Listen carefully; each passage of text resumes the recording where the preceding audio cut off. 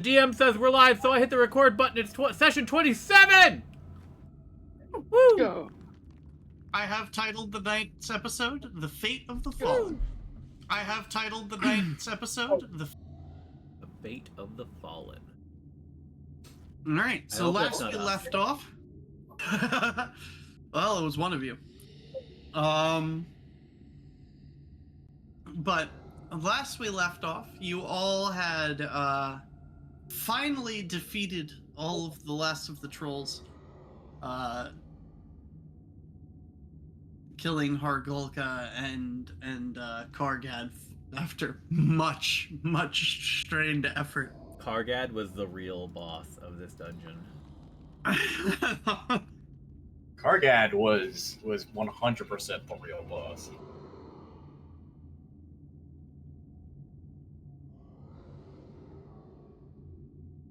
So you guys are currently very, worn down from battle. You are covered in blood and gore. One of your friends is currently headless on the ground. And suddenly, you guys see as Dog just immediately stands at alert and points towards the door. I think in this moment, Durra is pounding whatever remains of the trolls into fiery, flamey pulp. Just like continue, boosh, boosh, just smashing down with his fists as a way to not have to pay for therapy. Just really working through it about losing Xandri. Myth is cursing in a variety of flavored languages as he tries to unfuck his gun for the umpteenth time.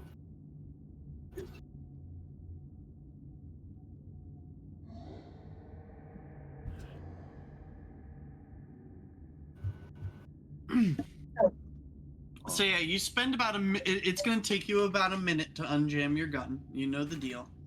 And you will need to make a basic crafting check. Alright. Yeah, I guess that's the benefit of men, is I don't have to do a crafting check.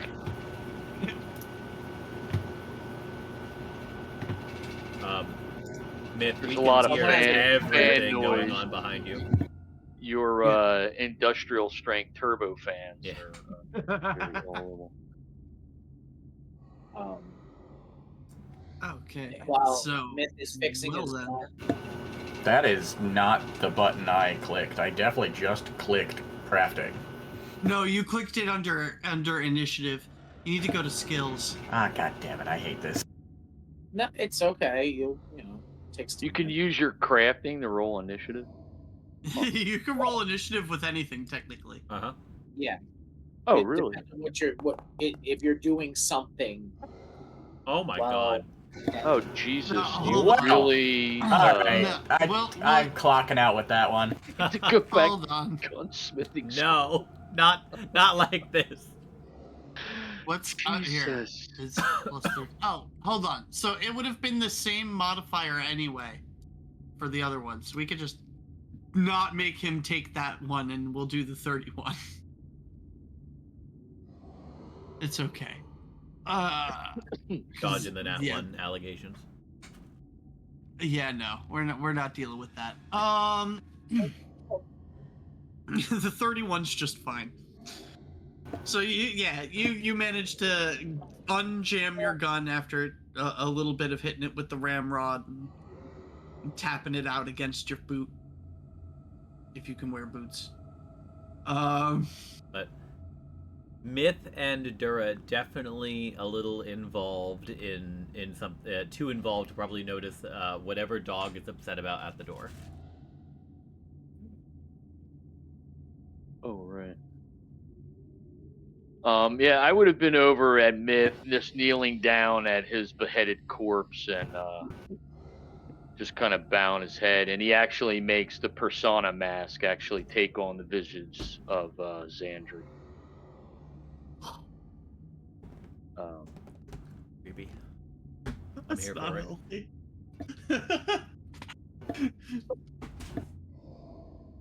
So, a small little psychopomp with a little raven face, golden beak, and 4 wings is going to appear in the doorway, and a voice is going to call out from behind. Hello? Is anyone there? A psychopomp, you say? Yes, a psycho. I'll just put that away for a moment. Put that in my pocket for a second. Oh, trust me, that was talked about.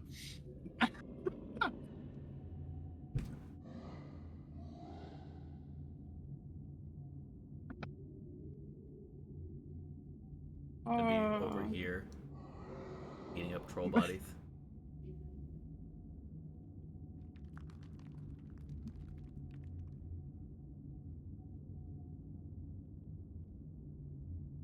Anyone Not else? not hearing a response, she's going to call out again. Hello? Myth is paying very little attention. Just anger at the gun. Lindsay will eventually chime in after looking around the room, like, we're in here. It should be safe now. The trolls have been defeated. All right. So, an medium-sized insectoid-looking woman steps through the doorway, looking around. It seems fate has brought me to you for a reason.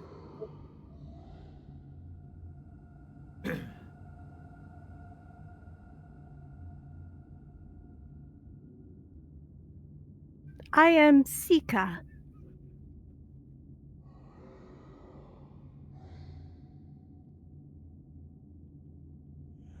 What did fate tell you about coming here today?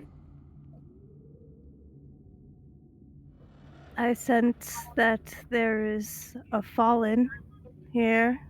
Someone who should probably be buried. I've been following my psychopomp, Ciel, for a few days.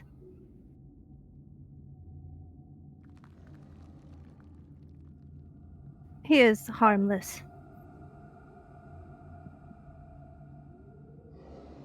You see a small goblin with the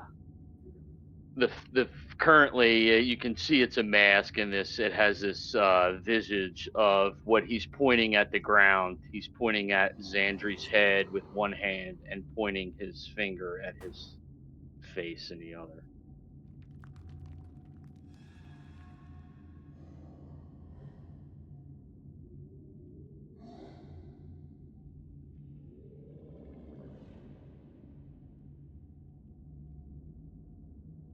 Oh, I see. I like that frame. She's gonna go over to the body. May I?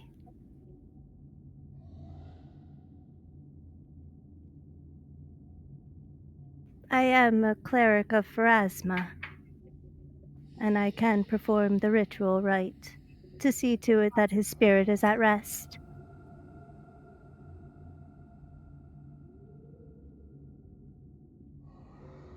And Misha just nods.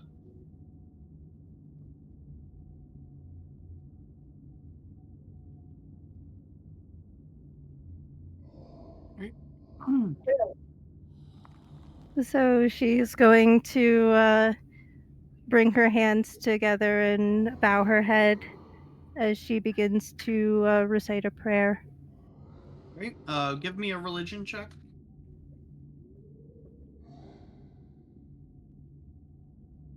So that's in skills, right? Mm-hmm.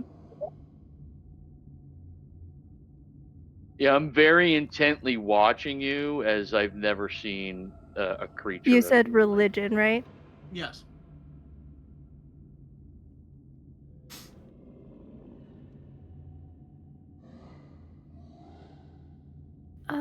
Did it roll?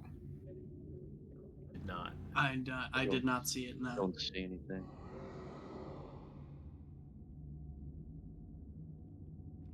Oh, hold on.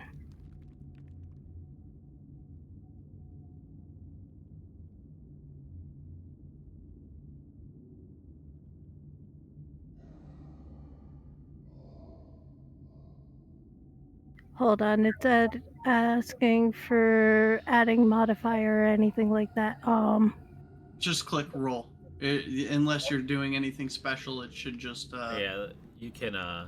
There's also like a box that's something like ask every time or whatever. Like unless you think that you're gonna need it, you can get rid of that. Oh, okay, I see. First time rolling.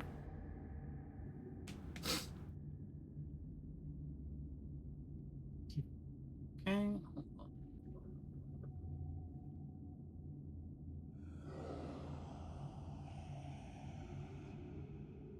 I rolled a 3. Yeah. I have a plus 14, and I rolled a 3. He is one of us.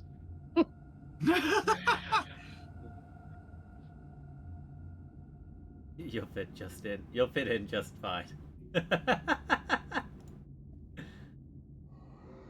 I feel so welcomed.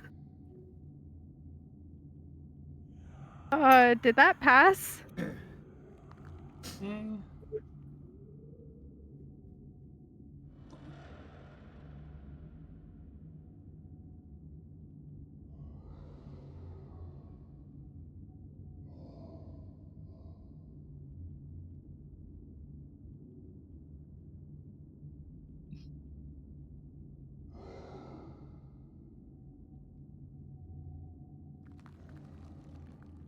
Okay.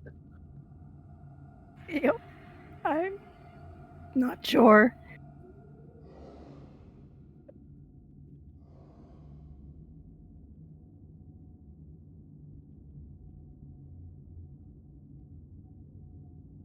Okay. And what did you get on the die? A 17. So 17. you do actually pass. Ha! Okay. Thank goodness. So yeah, she prays for a few minutes, and you guys can kind of feel the air in the room lift a little bit.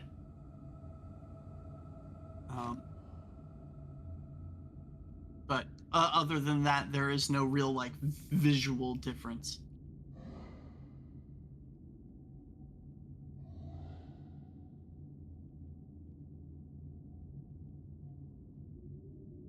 I can prepare his body for burial.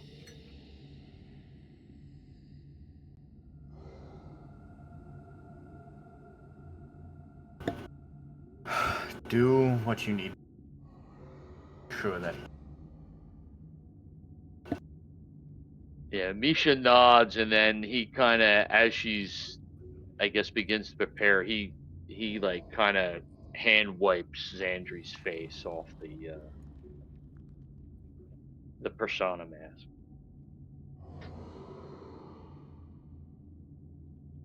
I am so sorry for your fallen.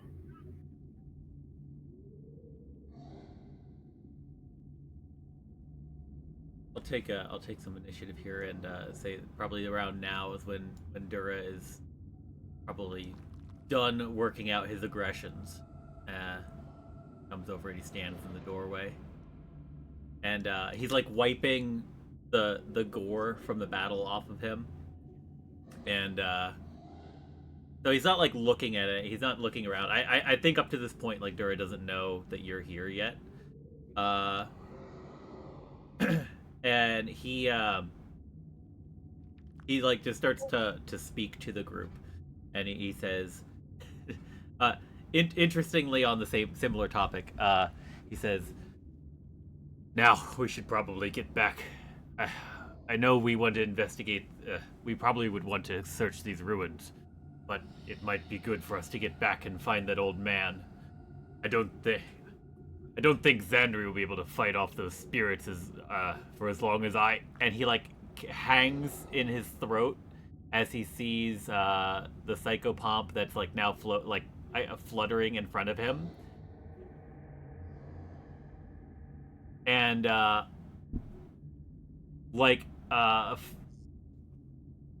think as a reactionary, he like gets into a fighting stance, and like his fists like catch fire, like he's gonna like cast ignition again. And he says, "You cannot take me back, nor will you take Xandri's body." And he like is about to go and fight your psychopomp. The psychopomp looks very alarmed, and you see Siko look up from what she's doing. Oh, please. Ciel is harmless. He wouldn't do anything. I am tending to your friend. Durra is like super tense because he sees like everybody else is kind of. I'm assuming everyone else is at least relaxed or like not feeling threatened. So he like has a ton of adrenaline that he's burning through very fast, and he's just like doesn't understand because from his perspective, these things fought him for like days, and he's like fight or flight out the ass. He's just like, what? He is my familiar. He would not do anything unless I said it, and... You're with him? Durra, they are trying to put Xandri to peace. Well, why would we not do for Xandri as all of you did for me? The old man, the ritual. He can be brought back. Do you believe we truly have that kind of time? We know Xandri was strong, but do we know that he had the same resilience to continue the way you did not give up? I fought for days. Xandri, he fought with a great warrior spirit. If we don't rest, if we force ourselves to march back, we could get there in time. I'm sure it would only be a few days. In the condition we are, we don't have the time or the energy to force ourselves back without more loss. We don't have it in us to make that kind of a trip. You wouldn't try? I'm willing to try, but I know that we're probably going to face more loss if we try. The chances are too great right now, after what we were just put through.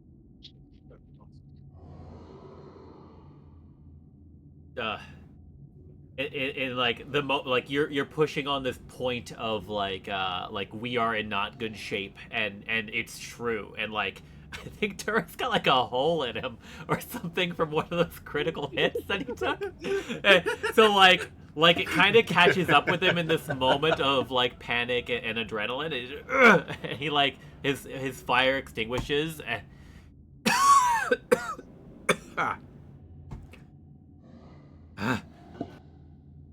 See, my friend, we need rest. We need to stop fighting. We need to stop. We need to rest. Let ourselves.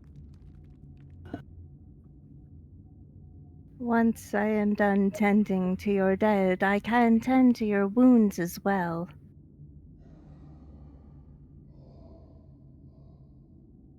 Who are you? I am Sika, a fate cleric of Pharasma, and it seems she has brought me to you for a reason.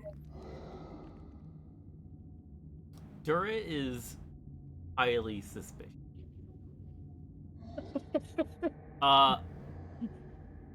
GM, may I make a religion knowledge check to see what Durra knows about Pharasma? Yeah, Because, absolutely. like, I'm kind of curious as to what does Durra truly understand about his own experience, besides, like, he died, but was brought back. Like, what does he know of Pharasma and the Boneyard? Oh, that's stealth. Hang on, there we go. I have no modifiers. Wow. Durra knows like oratory of Gorum and the Orcish gods, but probably not much else about the beyond that. Yeah, you know that Pharasma is a god of death, but that's all you know.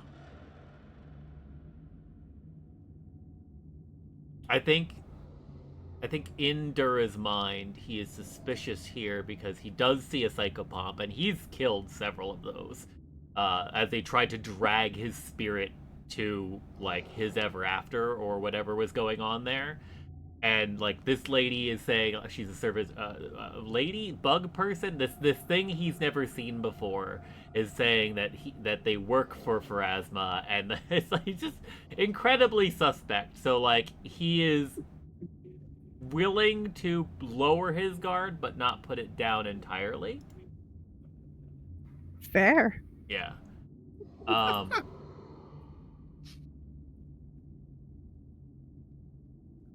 And just remind me, because I did go off on this tangent for a bit. What was the last thing that you said? The last thing that I remember saying is after tending to Xandri, I can tend to the wounded as well. Like tending to the corpse, the body. She doesn't know the name. The two others first. He's going to like sidestep around your psychopomp, and he looks to Myth because Myth has been the one that was talking with them, and he says, "If we are to see Xandri go,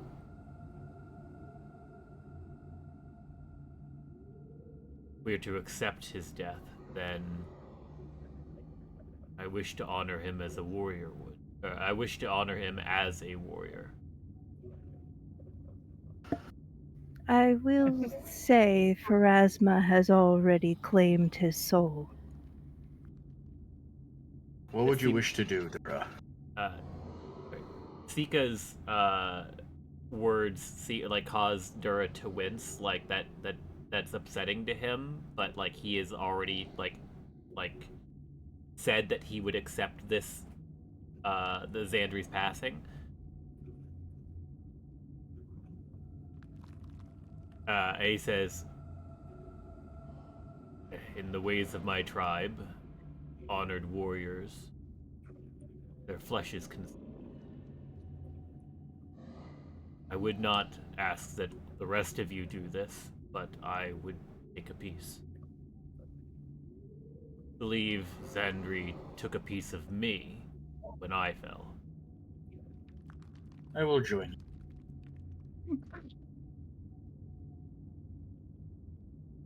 Does anyone object?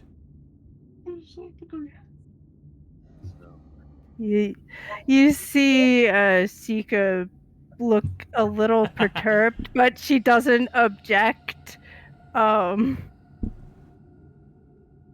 Xandri have anything that was like dear to him, like item wise, like a necklace or something that was like Xandri? I mean, he had the Durra Tusk earrings. Yeah. I didn't know you made them into earrings. That's baller. Yeah. Okay. Yeah. So Misha actually removes the earrings from Xandri's head, and he says to Durra, he just goes, "I just want to take these back when we get back home." He like sees them and like, have yeah, just right. remembrance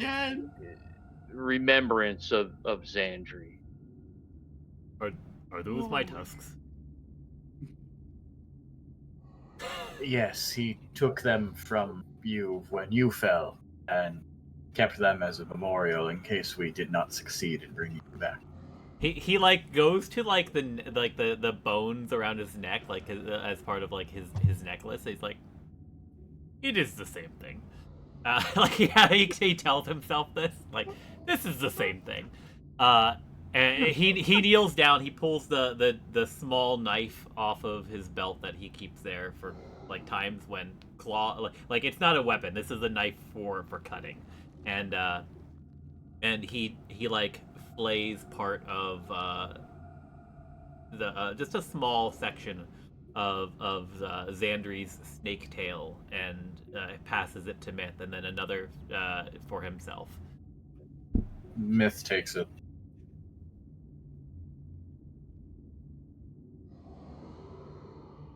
And I am ready when you are, my friend. He looks to Myth and he wraps it. This would taste awful right now. It can be prepared. Then let us do that at the next campfire. He like wraps it in some cloths that he has and puts it in his pouch. And he looks to Sika. Quietly retching. Do what you must, I suppose. She will nod and finish prepping the body for burial.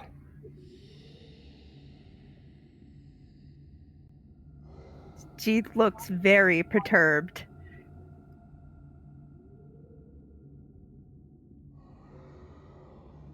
Deal with it. Game. But once she is finished with that, she'll ask who needs to be healed.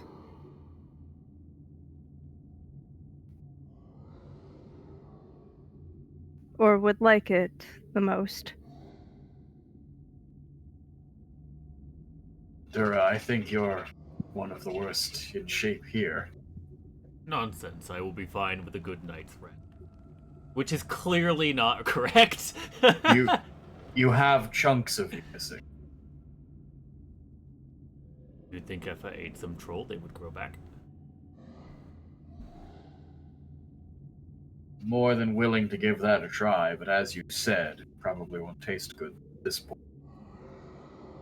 I would not eat an enemy in the same meal that I would eat a comrade.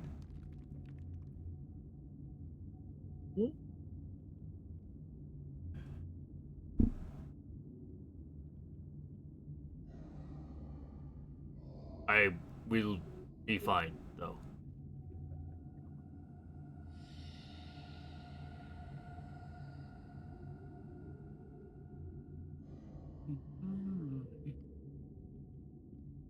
And then, like, to get the attention off of him, Akundayo looks as if he is on death's door.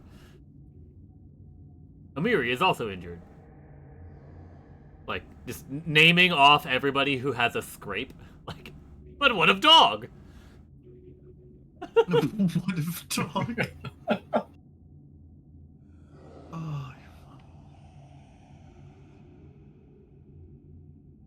Hey, but what of dog? And like, ah! But what of this? She's just going to stand there waiting patiently until someone else, because Durra obviously doesn't want it, and she is not going to force healing on anyone. Yeah. But the Misha stuffed animal leans it in to moves. Yeah, Misha just leans into Sika and just says, "Durra needs it. Just heal him." Pitch just reaches over and pats Durra on the knee. Durra doesn't let him touch. Like he sees you. Like no. No. You didn't get farther away. I didn't. You're right. I didn't move out of melee range. Just ran away.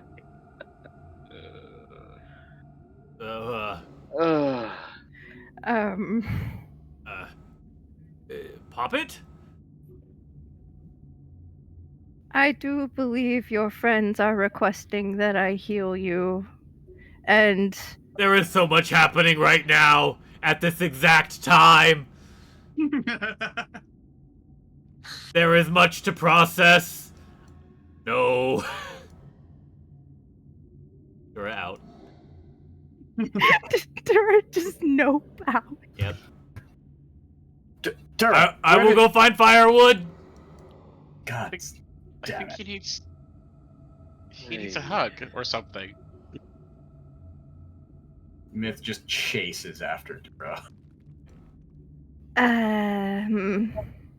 I will not heal anyone against their will, even if their friends insist. I apologize. He does need it though. I don't know Oh, why I he's can acting clearly that see way. The rest of you But just there gonna are others, accept and the talking teddy bear. I mean, I think Akundayo and his pet, and even Amiri. I think there's others here that are injured. If they would like, Of course, I will tend to your wounded. I am a heal font cleric. but I have to ask. And he's been staring at you like the whole time since you've come in here, watched all your ritual moves, everything. He's like, "What? Don't be offended, but what are you?" I I, can understand your concern. I'm sure my people have not been seen for some time. I am a Circe. I am an insectoid creature that feeds off of the ambient magic in the air, a magiphage. I have been slumbering for quite some time, and as fate would have it, underneath the temple of Pharasma.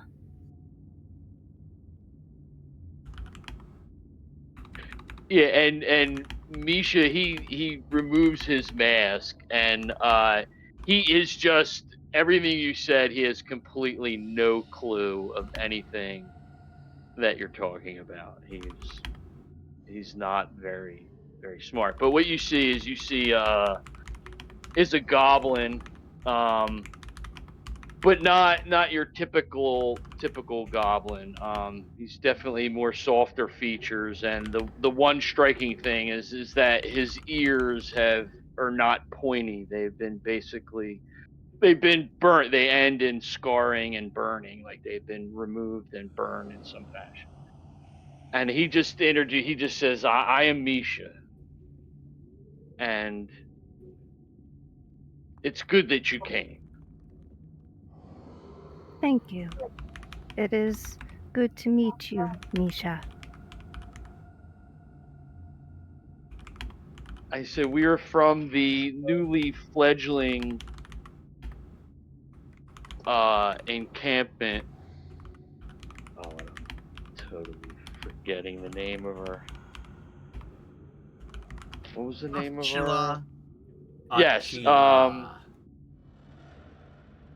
And I said we had come to this place tracking some trolls and got ourselves into a bit of a scuff, and unfortunately lost our friend and companion. Uh, but there are others here too that I don't know, and he kind of gestures to the was it? It's not the tiefling. It's the Nephilim and the teddy bear, for lack of. And these others were here, maybe it trapped in this place and fought their way and assisted us in battle as well. And he kind of looks at the poppet and the Nephilim. Nephilim.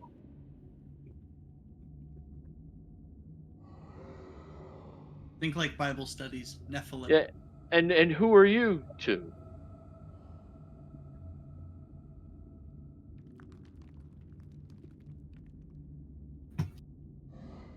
Well, I'm not really sure who I am. I just know I think I'm supposed to help people. I don't know. I woke up over there. I'm seeing myself out. Oh, I did what my sister wanted. Y'all have a good day.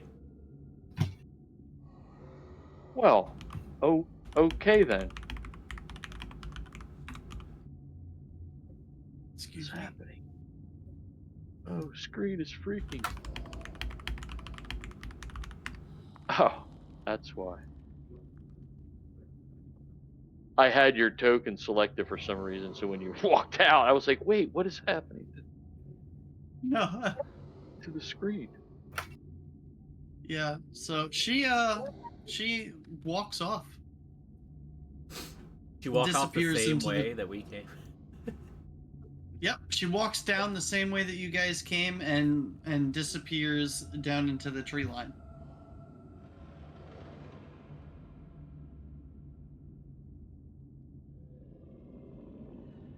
That's Well, fair. you don't know what you are, but do you have a name?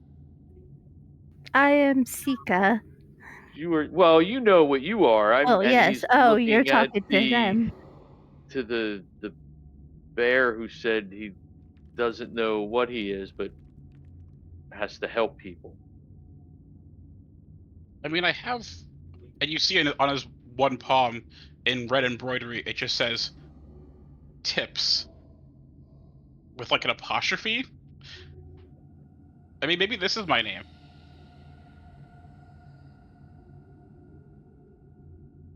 Perfect. I said, if you have no other name, then Tips it is. And he again introduced. He says, my name is Misha as well.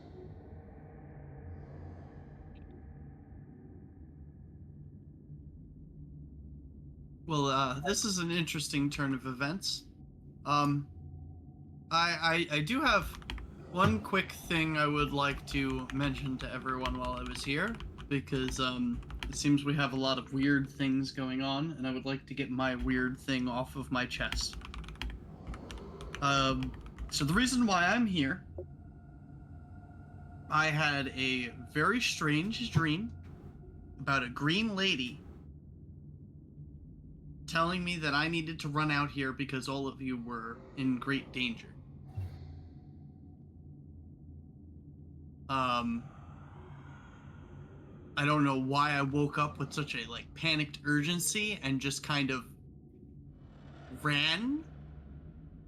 And before I knew it, I was making my way up the hill to come here.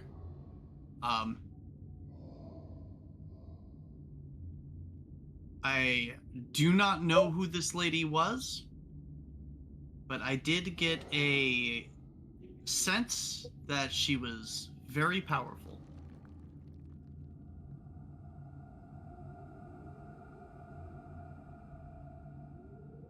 Hmm.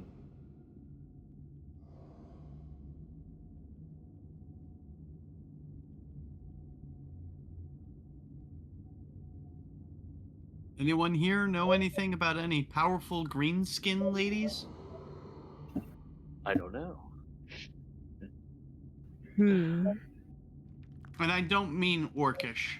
Not here, but also, hey, innuendo for orc ladies.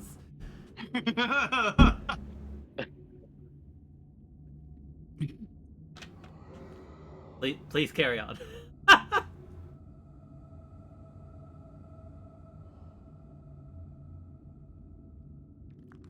Amisha's looking at his skin and he's green. He's like, I don't know. I mean, Yeah, she was different. She wasn't like you or like Durra. She was almost elf-like.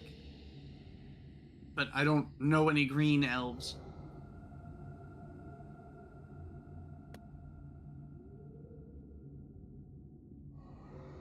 That said, she seemed to know what was going on over here, and I'm not sure what to make of that.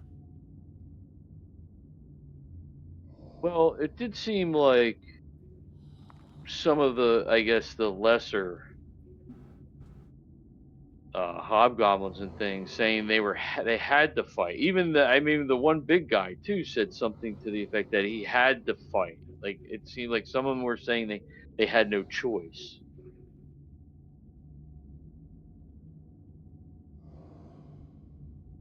That's interesting.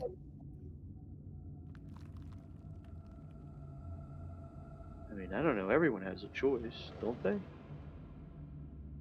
I would assume, but I don't know what goes on in the minds of hobgoblins and trolls.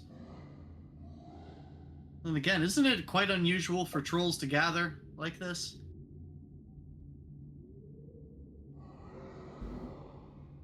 Weird. Yeah, he's kind of just shrugging his arms. He's not very knowledgeable of beasts and things like that.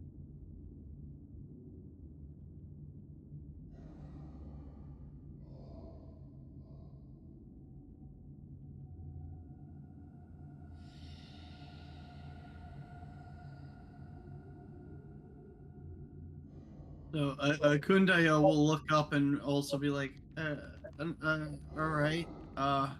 So about that healing, Yes, absolutely. you can tell he is looking severely messed up. And so is the dog behind you. She will reach out and cast healing on him. The 1 action, 2 action, 3 action. Are you doing the AoE or what are you doing? let's see. I guess I guess I could do the AoE. The 3 AoE. Yep. Okay.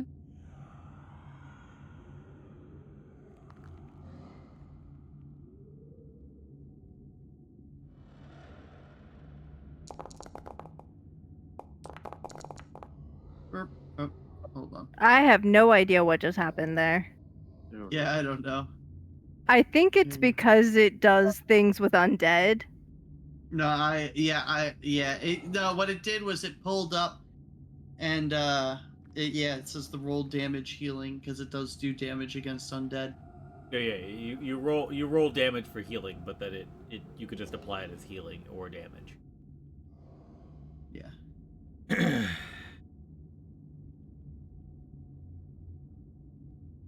It was healed for 18.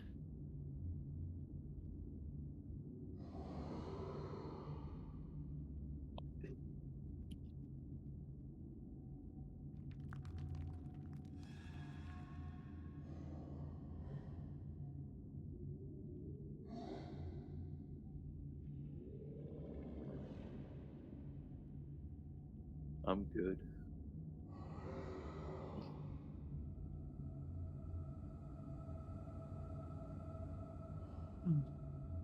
Okay. Everyone else is looking much more respectable, but Akundayo is still pretty injured.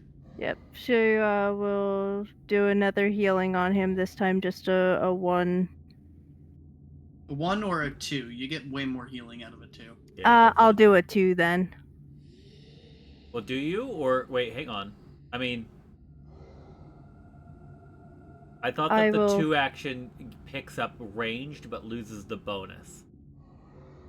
Because 1 action No, is the 2 action is the it gives it a range and increases the hit points by the bonus. oh, You okay. don't have the bonus if you do the 1 action. Understood. It says it's concentrate too for 2 and 3 actions.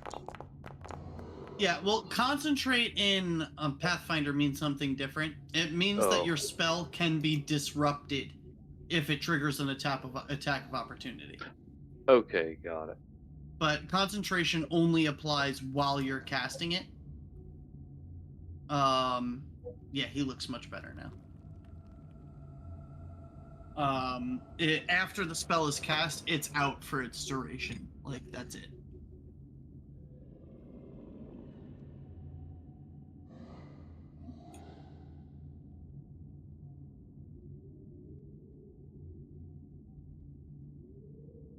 Does anyone else need any more healing? I think just the one that stormed off.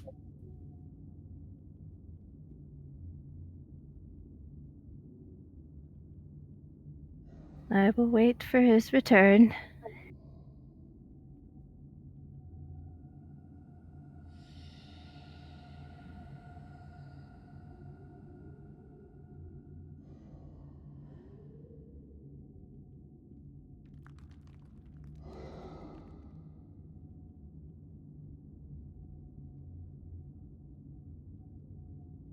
Yeah, Misha walks outside and he goes to look for Durra and Myth. I only stopped moving there, but I'd imagine we're like off the map. So you guys just took off, so I don't see yous at all. Yeah, I don't Okay. think I don't think All we're right. actually unless Myth didn't fully follow me, but yeah, No, I fully followed. yeah. If you kept going, I kept going. Yeah, Durra like would have like also like he let you keep up with him. Like he wasn't running from you. He was just like had to get out of there. It's a it's a foe that he can't punch his own feelings. Like he has to deal with it in a different way, and he's really gotta figure that out. And so like he's not rejecting your company. He's just like needed to get out of there.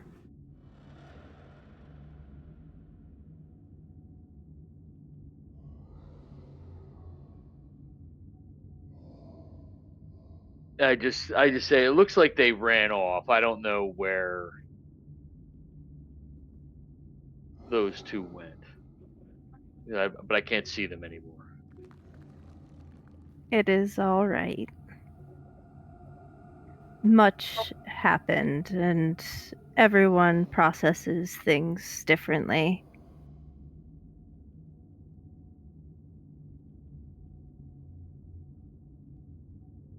Yeah, she's usually very brave. I don't know why he ran away like that.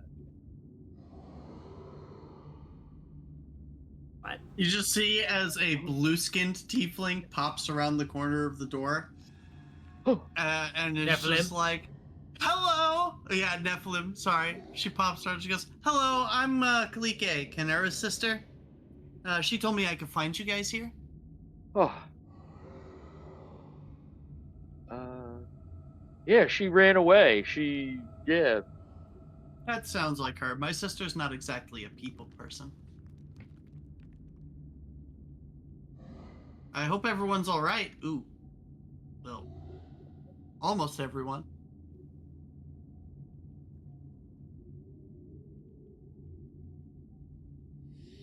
Did you happen to see a red orc and a bluish kind of dragony looking humanoid on your way down here by any chance? No, I'm. So just to clarify, you guys are not actually on the path, right? Correct. Yeah, you went back to camp. No, she did not. I don't know if we went back to camp, but we're definitely not on the map. Yeah, so she just kind of shakes her head.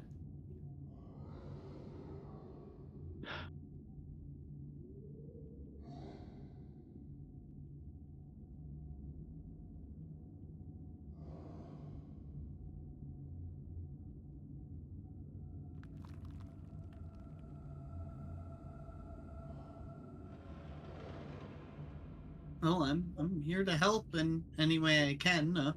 I hear you guys are the leaders of that kingdom starting up over to the east.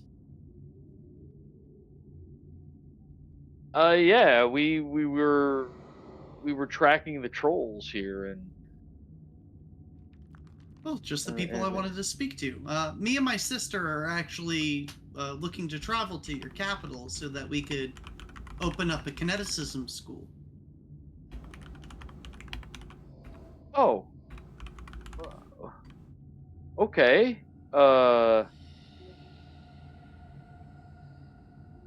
I guess I mean we do I think need to go through the rest of this place, but Well, I'm more than happy to help you look around if you want. I also don't want to leave our friends who ran away. I don't know what they're doing.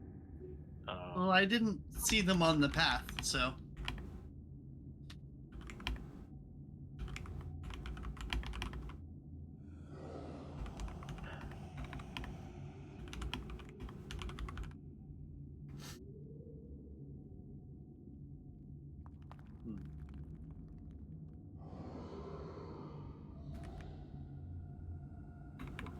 not. Uh, where's Mason? Mason is he all right? Is I don't even see him. No, I'm inside. I've been waiting. He's A lot, in the other room. yeah, a lot of things have been going on, and I haven't been able to do anything. There has been a lot of things going on. Yeah, I tried a couple times. It didn't work. Oh, I didn't even hear you. No, I tried, but like no, everyone's been doing so many things. I didn't want to like force anything No, you're and good. butt in. So now that everyone's kind of, the kind of walking around and trying to find themselves, uh, Mason finally walks over to the corpse of Rupert. On the ground, many wounds from battle, where he, held the attack against trolls and all sorts of things. He, he kneels down finally, and he starts to pet Mason's head, stroke his mane like he did when he rode him, or when he fed him, or when he combed him, and just, you know, has this last moment with what was his companion. He takes out a knife from his belt, kind of shifts his body over towards towards the end of Rupert's body, and he starts to cut off uh, Rupert's tail. He collects it, makes it sure it's all together, kind of bounds it up together, and stuffs it in a bag. Sheaths his knife, gives him one last pet, and then he stands up, and then he starts to kind of walk around himself, and he starts heading over to the steps over here. Okay.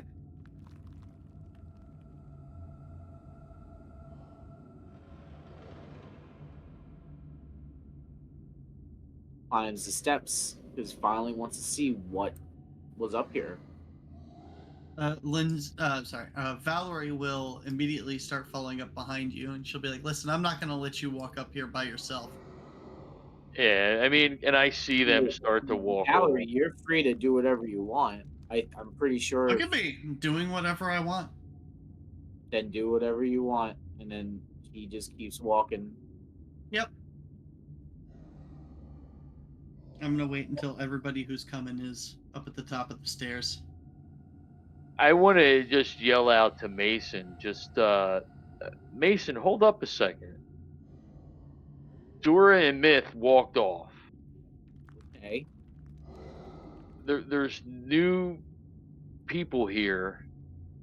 What do you want to do? We want to let them walk off? Like, what do we want to do here? I mean, we should look through the rest of this place. I don't know why Durra ran off. I mean, he's I mean, clearly going through something. Xandri just. Something happened in there where he wasn't himself anymore. I mean, we watched Xandri die.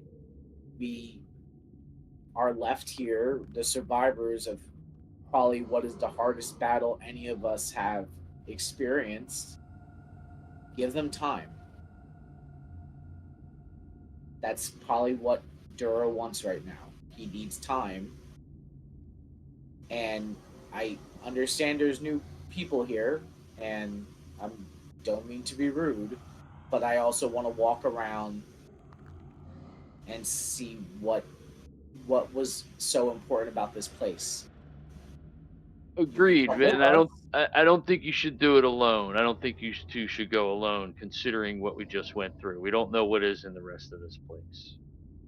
I mean, you're free to come with us.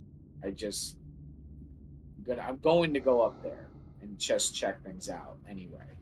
I'm pretty sure if there was anything else big enough to kill us, they would have already come down during the fight. But come up with us. If you want to wait, then wait. It's up to you. But like I said, people need time. So he looks back at the folks in the room, and there I say, "Let's go." And under his breath, he just mutters something about heavy is the head that wears the crown. I like that a He lot. walks. Kundayo tells Dog to watch the door, and then proceeds to head upstairs. Dog, with the brain of an animal, looks directly at the door.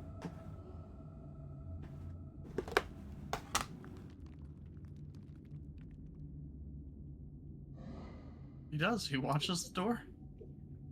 Door's not going anywhere on his watch. Nope.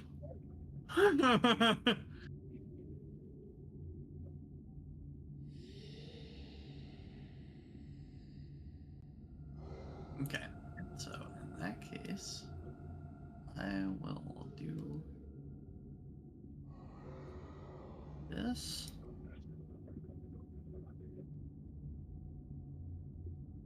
This. And then this.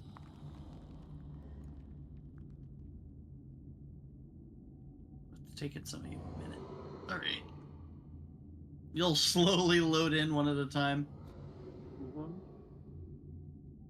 And that's a door to go into the next section. Yep. Yeah.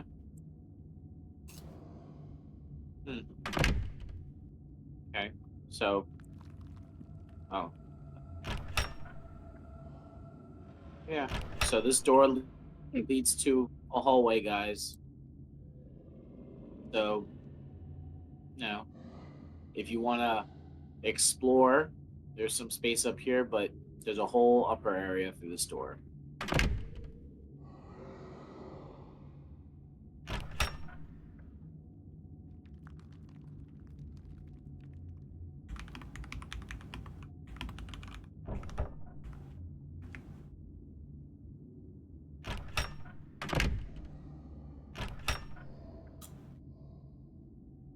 Yeah, I guess what's in this room. Okay. So this room has a wagon with all of its wheels removed sitting against the western wall, heaped with smelly furs. A crude throne carved from a giant tree stump sits on a large bearskin spread on the floor in front of a large map pinned to the northern wall. I go over to the map. All right. That's here. What's north for you? North is There. north. It's this. You see this little paper-looking thing on the I, wall? I catch it now. Okay. So I look over to the map. What were they marking?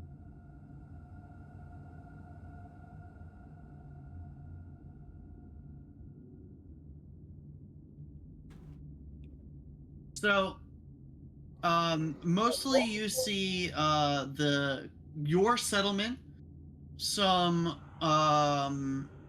your settlement marked with a large X, as well as showing planned raids and routes of attack.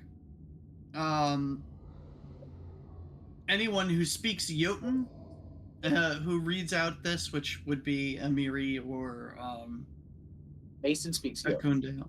Okay, yeah, Mason speaks Jotun too, so excellent.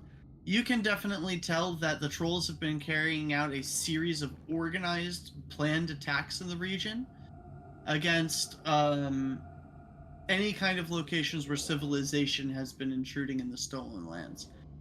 The one thing that you guys note of particular significance is a section of the map to the southeast of your capital that just has a single large word marked with a skull, and it says danger.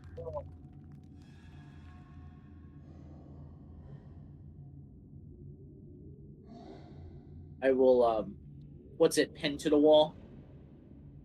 Yep. Where was that I, in relation to our capital? Southeast. About Yeah. 2 days travel. While I'm not there, would that not be for the rest of the party with the ability to cognitize this that tower fortress that was in the island? No. That's southwest of your capital. So I'm going to take the map, so that way we can study this further, when we're together again. Yeah, you can tell that the area that's marked is part of the Selin Hills, but that's the most that you can mark of it. Yeah, take it off the wall, roll it up. Okay. Like, so there's this wagon here with just a bunch of piles of fur, like you said. Yeah, you can tell that this is kind of a makeshift cot. Yeah, that's what I was troll-sized getting. makeshift cot. That's what I was getting from it. That it looked like it was probably like a bed of some sort. And then the bear. Yep. Similar. It's a wooden. That's the bear skin, and there's a like wooden chair or throne on top of it that's carved out of a tree stump.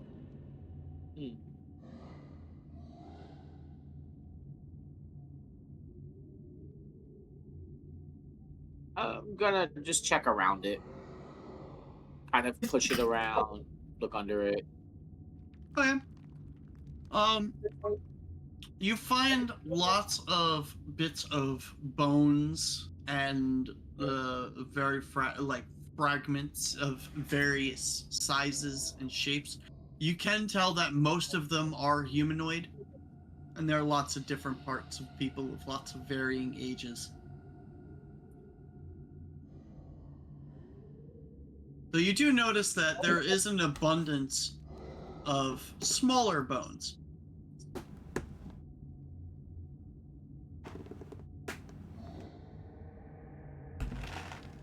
Kind of like he kind of as the smell comes to his nostrils, just kind of like shakes, like how you shake your head when you get a whiff Oh yeah.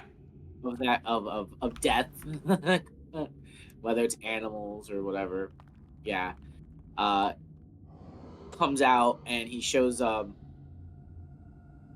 this map might be the biggest thing that we can take out of here.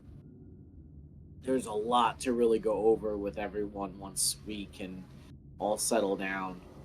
But we guys, we should still keep looking. And just like he looks down that there's a teddy bear, but he's not ready to kind of deal. He's just going to we're just accepting right now.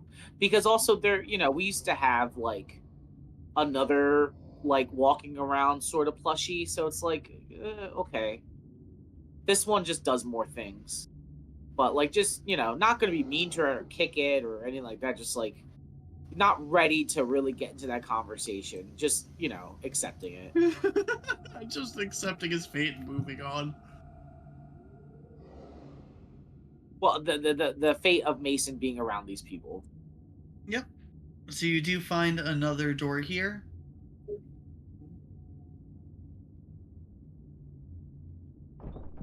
Yeah. It does And then open easily. And I point out like there is a door here, and then I point that there's stairs there, and then it goes around further. So I go into this room.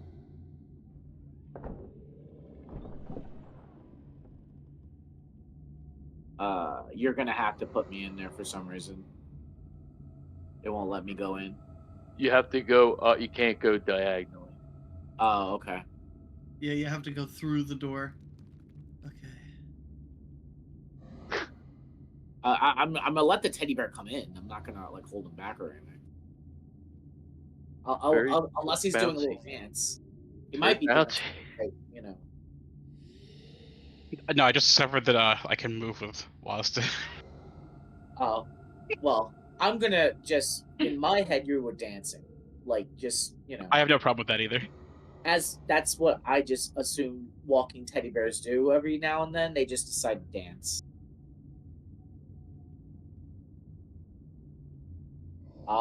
So should I? This is a treasury. Yep. Hold on. Okay.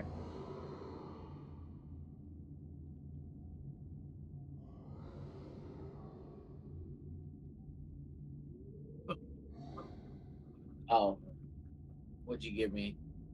I didn't mean to Okay, give it to you, but that is the. I had you selected. I got you. So Whoa, that's weird. It came. It was a whole little Whoa, speech what bubble is over your going head. on? Yeah, that was weird. That was new.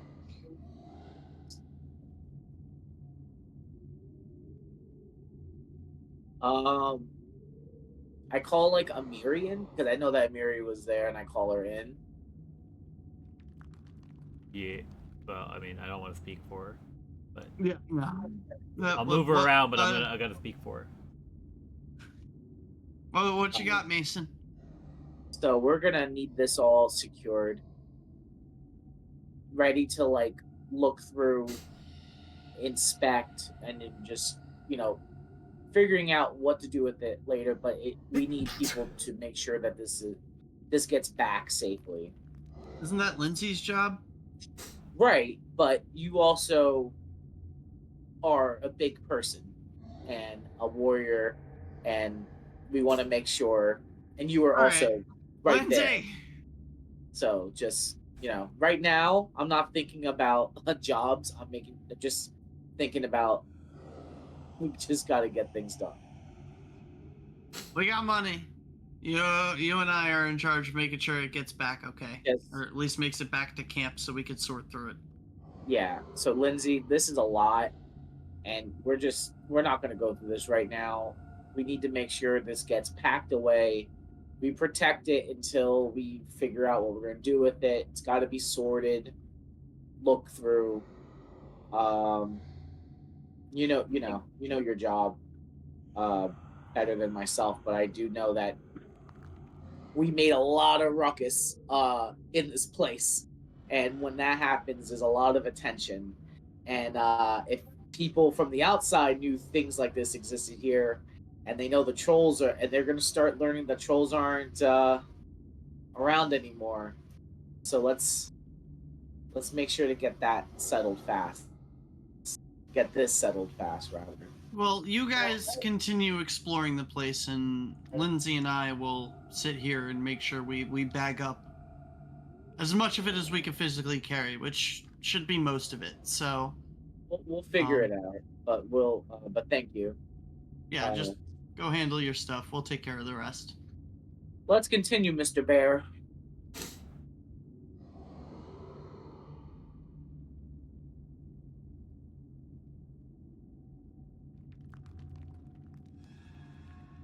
And so Mason, I said this is a long corridor that ends, but it looks like a couple doors into as well. All right.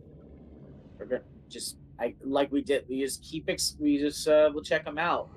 We can one at a time, I guess.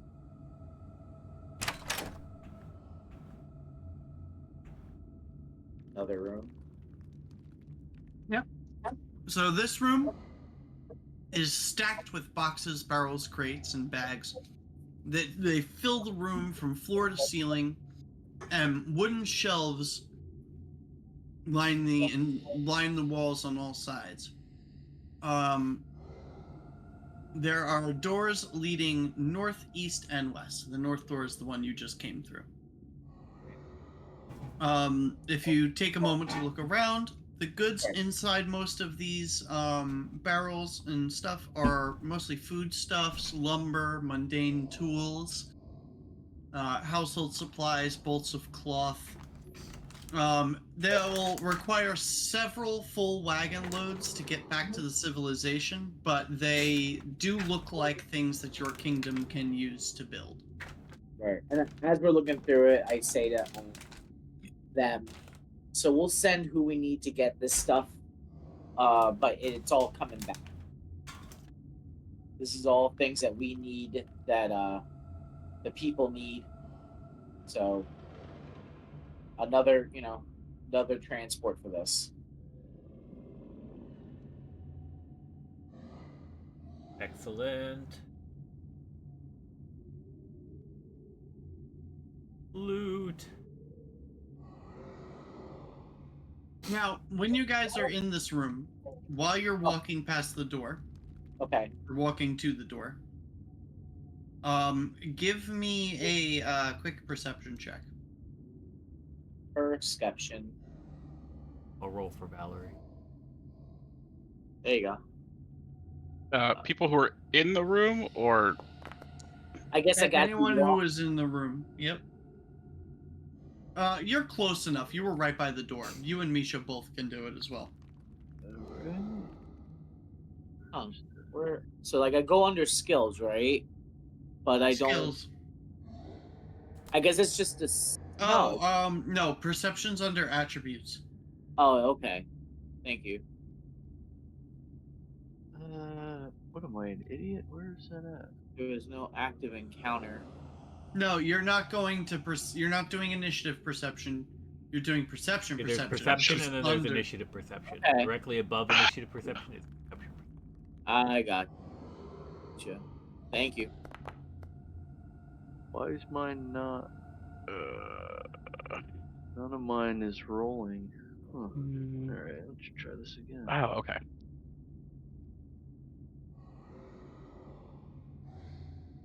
Oh, there it is. Yeah, the pop out doesn't work.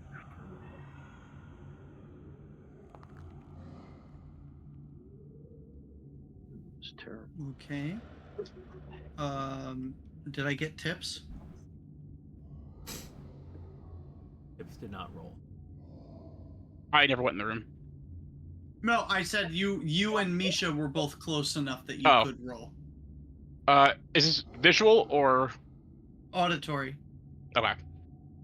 My shiny button eyes give me bonuses. It is specifically auditory. Okay.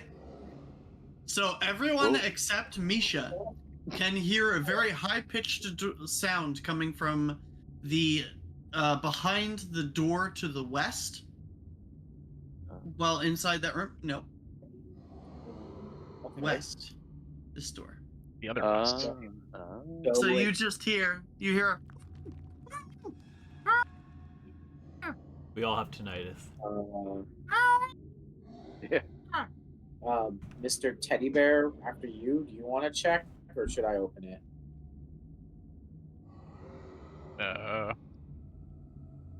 Go ahead, Mr. Bear. Is the jiggly noise opening or not opening? the jiggly noise is not opening it. It is locked. It's not opening. I could probably make it open. Go ahead then. This is the But second locked door of this campaign. If you cared about the Let me know if you statistics. Let me know if you just want me to try to kick it in or something. But if you think you can get it open, go for it. Oh, Mr. Bear. that might work better. I was just gonna think at it until it opened. Okay. I will. Seek safety. Roll me an athletics check. Force Seek open. safety, Mr. Teddy Bear. I Get don't down, want Mr. President! Too soon? to. No, Nah. not soon enough. No, never soon enough. Oh no. Ah, come on, Wall. Well, it's still a 17. Well, you jostle the door, but it definitely seems like it is a little sturdier than that. It does have iron bars bracing it. It is a pretty solid wooden door. And in fact, this is probably one of the most sturdy doors you've seen in the entire building. Could I get a little bit of a running start if I try to Does Mason have what kind of traveling gear does Mason have? That's a great question. Durra, geez. The reason I ask is because a Yeah, lot of the please. adventuring packs have Oh, a crowbar? crowbar in them, and that allows you to, I believe, not only get a bonus. It's either a bonus or allows you to. I think it's a bonus that allows you to get +2 to your check. And I have a. Do you have one, Misha? He walks up and he reaches into like his little pouch inside his waistband, and no one's ever seen him do anything like this before, but he tries to unlock the lock. Ooh. Okay. So you get one success. Yeah, picking the locks is a series of skill checks. You need to make another one. Alrighty. Like in Oblivion? It can be. Sorta, yeah. This one is 3 attempts. So Yeah, the higher the quality of the lock, the more difficult it is, as well as potentially more checks, I think. okay. Yep. Pretty cool. You have 2 successes now. Now give me one more.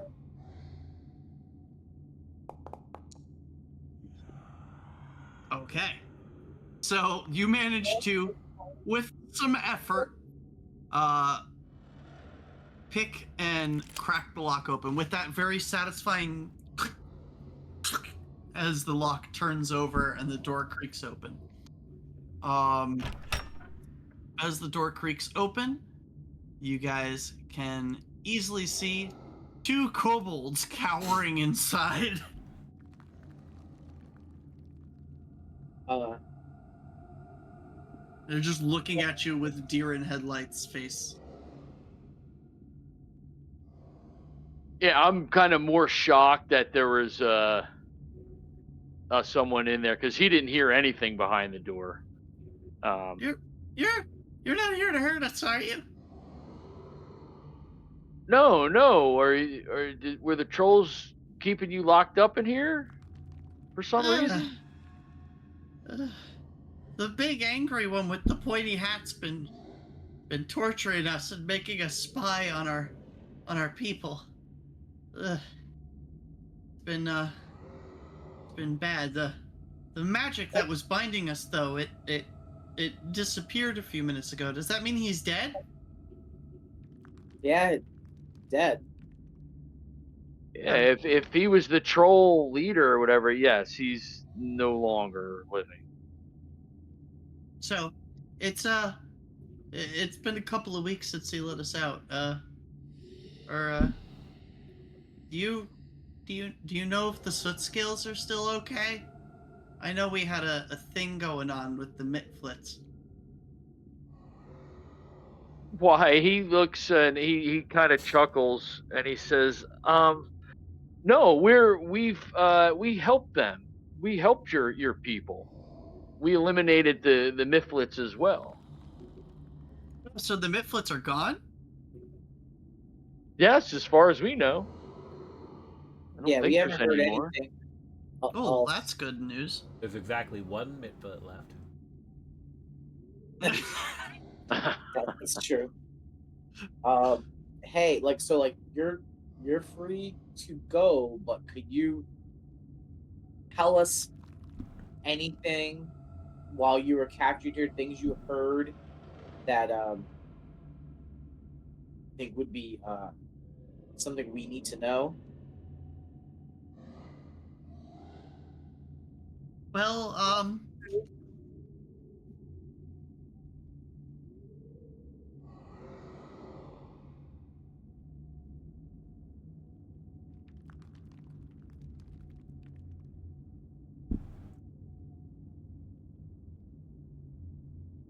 Well, Anything no, about actually. attacks, Bye.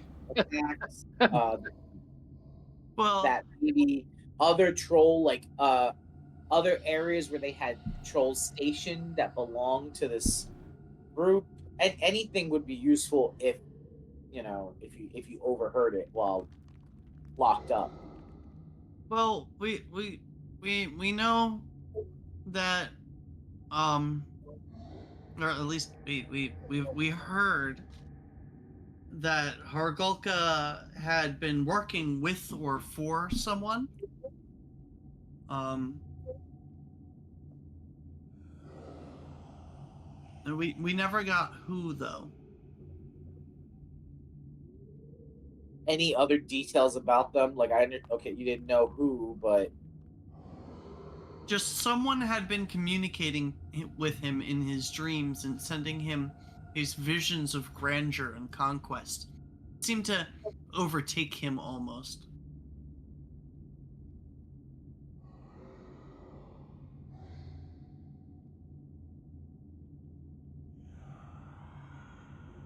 okay.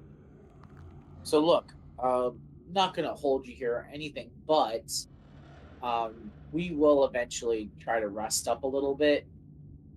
You're welcome to stay, like not in this room, but if you want to stay here for at least till the morning, you're free to do so. But if you're trying to go home, I understand. Yeah, I hope you don't mind, but I haven't seen my friends or family in weeks. I would like to go home. Then get home safely. All right. They will slowly make their way down, kind of just timidly walking past everyone. The Kundayo and Tristan both raise an eyebrow as two kobolds just kind of sheepishly walk by.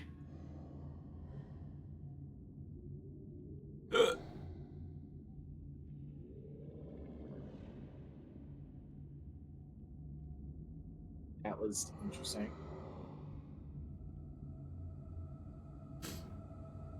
All right, and inside that room, you just kind of see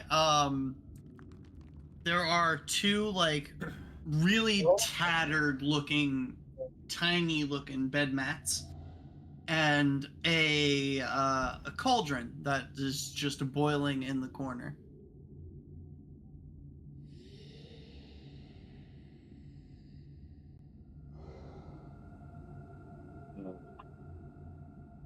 Gonna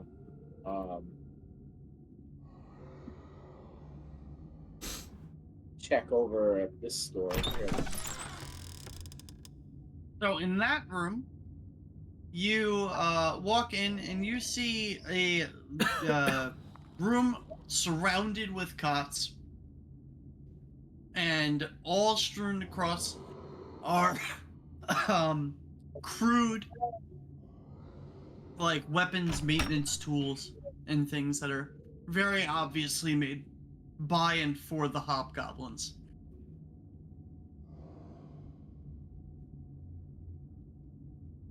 I guess I nose through the piles of stuff to see if there's anything kind of like hiding underneath them. So, amidst all of the stuff, you find 2 repair kits, as well as the equivalent of 10 adventurers kit packs worth of supplies. Arms. I wanna write that down.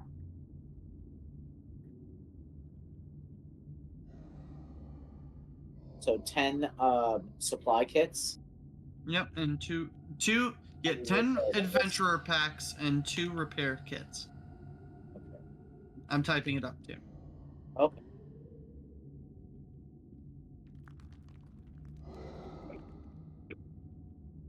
All right. So I have that down. Okay. So kind of just gather that stuff that's gonna be taken with the the plunder of this battle. And I'll open up these. Oh, wait. Open the door. I guess continue walking down this hallway and checking out what looks like the last door, or is that a door? Nope, it's a dead end. It's a dead Okay, end. I wasn't sure if that was something. All right, so that was. I said to everyone, that's what was down this way. I mean, it's repeating and going now the other way. Not the most, exciting. but it has Weird to be about done. that. What?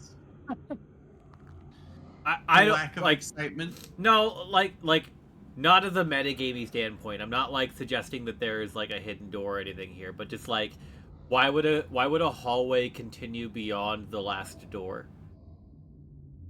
But Oh, then I I don't realized that is like a fucking know. metagamey thing. like oh, I wonder if there's a secret door there or something weird. Like why would a hallway continue on beyond the final room? Like maybe it's part of construction. Like I don't know. It's like, well, what if we need another room? We'll just keep building. But like the hallway is like finished. Like it's tiled I mean, and everything.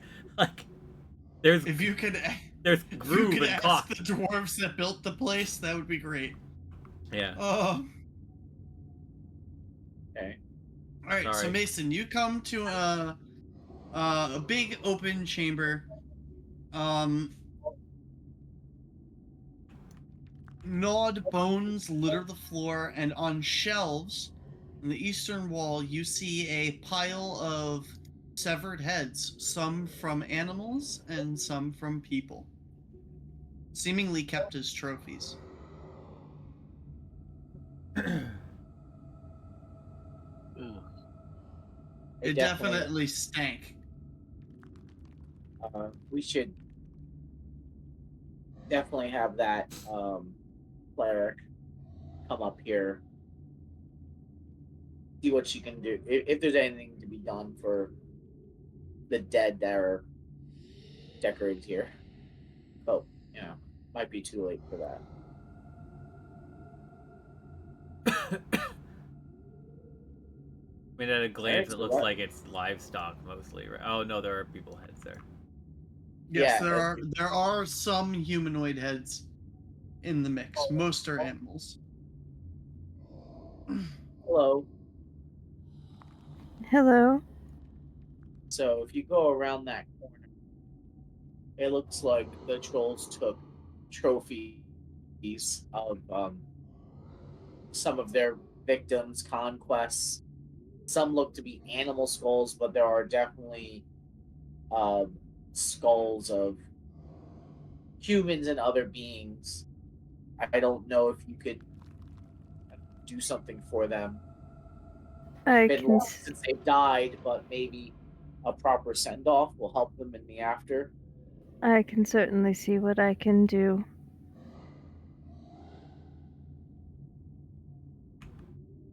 She makes her way to the room.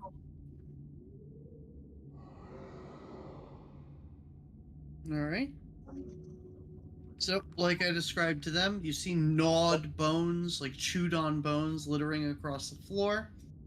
And I mean, they completely cover the floor.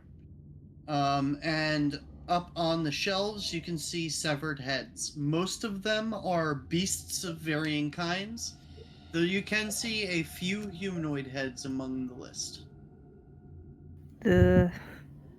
Yeah, she kind of clicks her mandibles a little bit.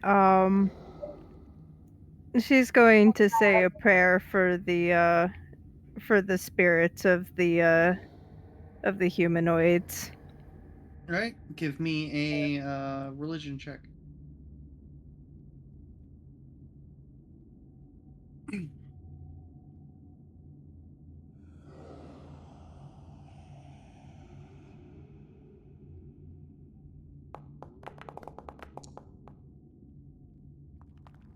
Respectable.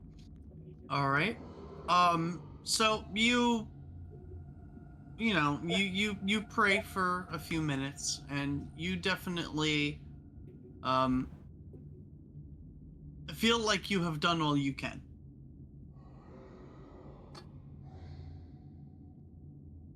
The air seems a little lighter. Without performing an actual like consecration ritual, there's really not much you could do. She's going to bow her head respectfully to the dead and make her way out. Basically telling them that she's done all that she can, minus consecrating the site.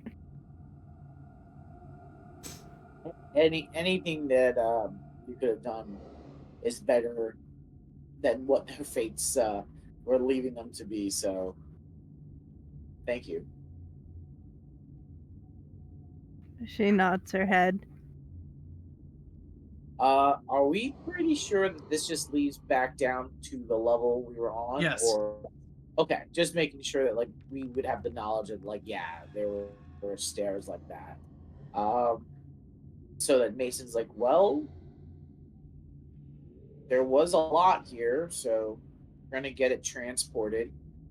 It's gonna take some time and going back and forth, but at least we were able to check things up here.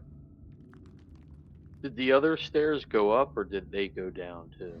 The other stairs went up, but it takes not much more than a cursory glance to realize that the stairwell above is completely collapsed. Oh, okay then.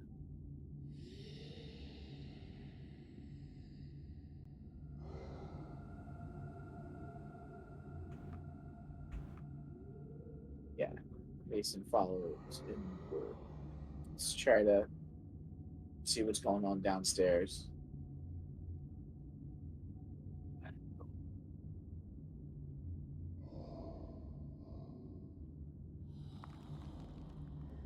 What do we have a sense on like what time of day it is?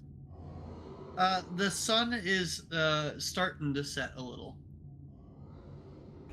All right, people. So we're not making it back anywhere tonight. So let's secure the area and make a camp.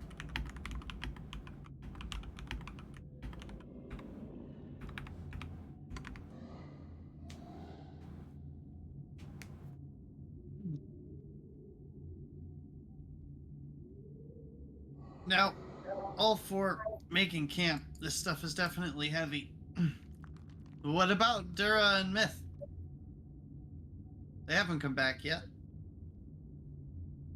Like I said earlier, they might just need some time. I'm not trying to say I'm not worried about them, but I'm not going to force them back here if they don't want to be forced to come back here. We'll make camp. We'll make sure there's food and beds set for them to rest, and hopefully they'll make their way back here. If it starts getting late and we don't have any word from them, well, we may have to try to start a watch outside. But I really don't want any attention from outside. Amiri just frowns. All right.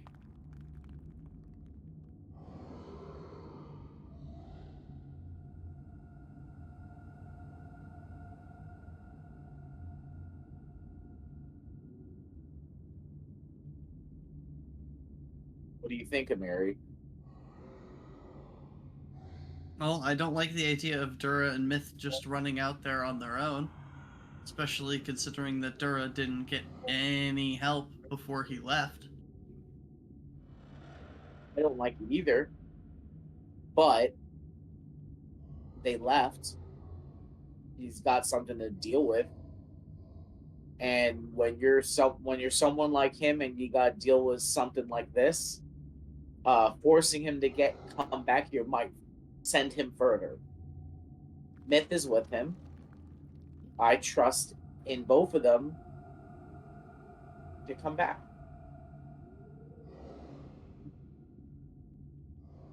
But we have a lot of people here right now, and there's people here that need rest and tending. Oh, that's fair. We have items here that need to be secured for traveling back.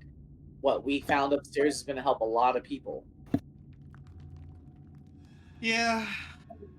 Yeah. Doesn't mean I have to be happy with it. Nope. No one said anyone's happy about any of this. Kind of goes and posts up against the pillar.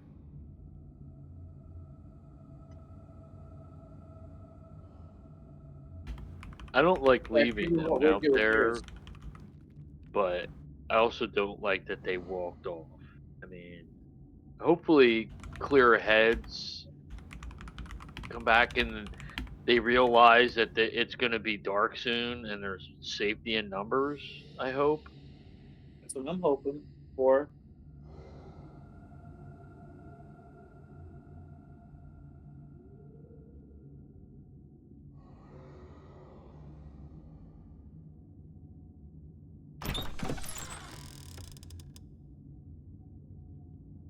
After a minute, Amiri chimes out, "Hey guys, there's some kind of fountain in here." Fountain. Yeah. That looks weird.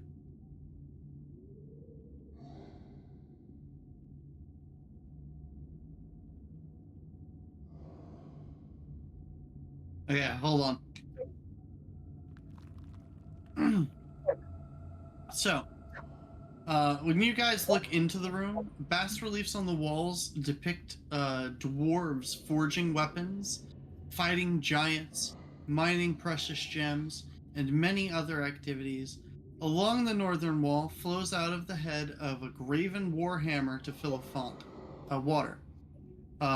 Dust covers much of the rest of the flat spaces, though it's disturbed in a path extending from the middle of the room to the eastern door. Oh, And hold on. it's all one piece. Like it's just depicting something, or there's an actual hammer. It is just a stone relief of a hammer. Right. Okay. Now hold on. Okay. Yeah. The next I thing need history check or something if I anything comes to mind. so hold on. I need to Okay. do something real quick. Do all the things. While you're doing anything, I do say to everyone that's out there, there are more doors in here in this room. There's more to expect. Well, we do have yeah, not just here. There's that whole other area where those trolls just kept coming and Oh, those yeah. other beasts, they just kept coming and coming down the hallway. I know there's something down there as well. Oh yeah. So I would go on. so as soon as you guys enter the room, you can hear a chanting that seems to kind of emanate from everywhere all at once. And for everyone that's entered the room, I need that will save, please.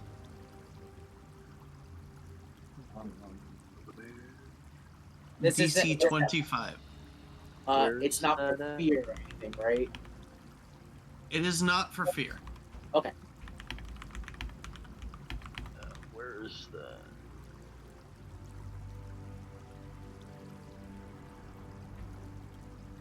It's under attributes.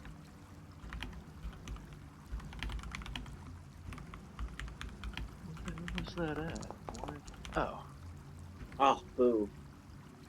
You know what? I'm gonna hero point that. yeah, I don't see. I'm a dumbass. I'm not seeing the 3. Oh, there it is. A will. Okay, got it. All right. Okay. All right. Okay, so you feel as an immense weight is pressing down on you. Mason, you will take a 10-foot status penalty to your speed. And Misha, you will be knocked prone as you are forced to take a knee. Oh, Yeah. So like that oppressive force, I try to stand my ground, and just take that force. Okay. So as you guys are standing there and you're trying to stand there and take it, ghostly visions begin to of dwarves begin to float around the room, drifting between all of you.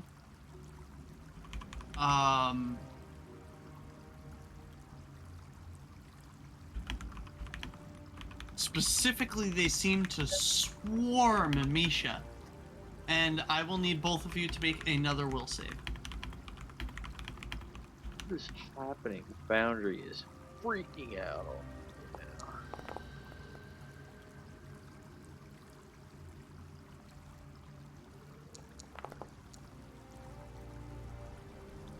Okay. Both of you start to hear the chanting get louder and louder and louder inside your head. And you will both take 19 mental damage.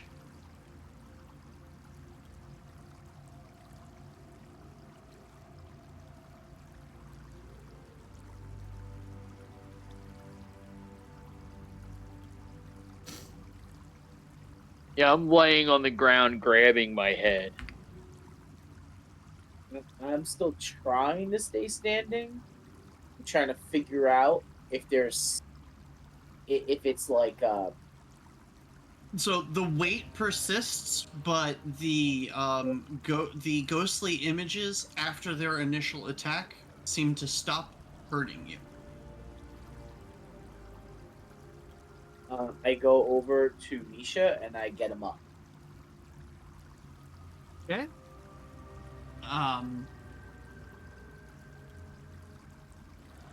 Okay. Yeah. And I when I'm getting him up, I'm looking around like, what about this place is with ghosts attacking us? What about it? Has anything changed with like the fountain or anything? Can you give me a religion check? Sure. Can try. Yeah. Okay. Hey. Oh, look at that. Oh, hey. There we go. So you immediately recognize this as a shrine to Torag. And you can imagine through the hobgoblins and the trolls and everything that have taken over this place. Torag is pissed. And the spirit of the dwarves that built this place are also. You can tell that there is definitely a serious amount of unrest, though it seems to be mostly contained within this room. I will no. So now figuring that out, I want to go back to the shrine, kind of like get on my knees in a prayer, like, and I want to try to like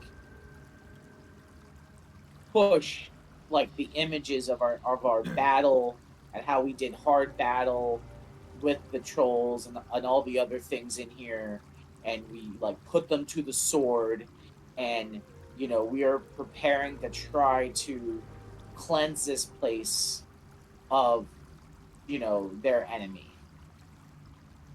So,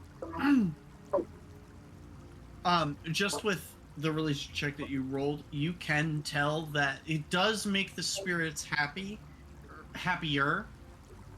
to hear that the spirits are dead, though there is still there is so much work to be done. This place must be cleansed. It must be cleansed. It must be cleansed. It must be cleansed. It must be cleansed. They just keep repeating that over and over and over again. And you would know, again, just with that nat 20, that the only thing that would be powerful enough would be a consecration ritual.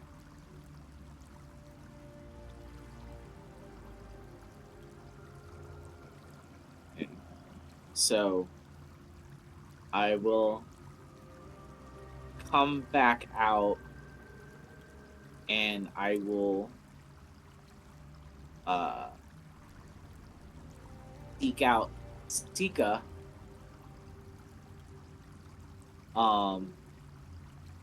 Sika, you've you've just met our group and you've already done so much, but you must feel the anger of this, and Misha and I just felt it physically, the anger that's left here. This was a shrine of Torag, and it needs to be consecrated. And Oh, I just feel like if nothing happens, this will then become corrupted. I understand your concern. Unfortunately, I am not able to do that particular ritual. Well, I check your messages, because What about Tristan? Tristan. Tristan might be able to, or maybe the two of you working together. Tristan wait. is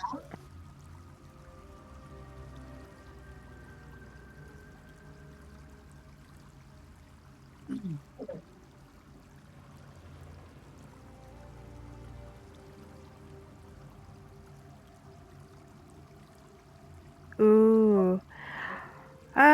I could, well, technically, but I would need 2 others of my faith to be able to do it successfully. your specific faith or just clerics?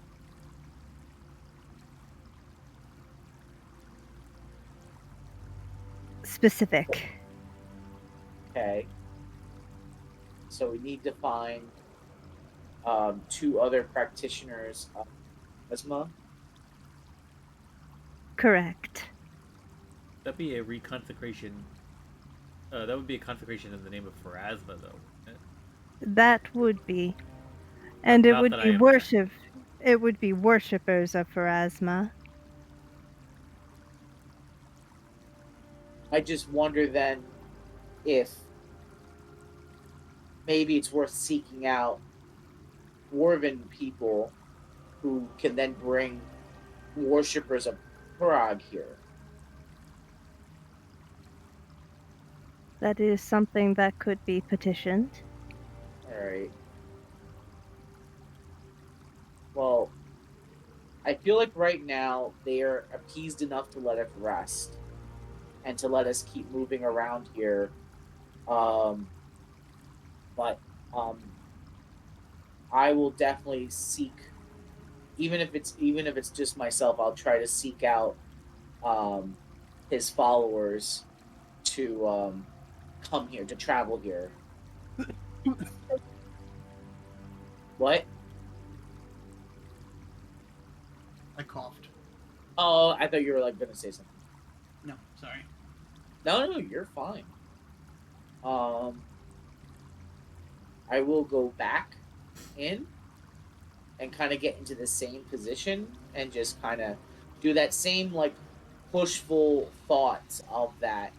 Um, I will that trying to send for their people to come back here, but to like please let us rest for the night, and then I will do my best to find dwarves and followers to come here and fix this place. So you kind of like get a mental image of just the door that you walked through to get in here being closed. And that's about all you get. Okay.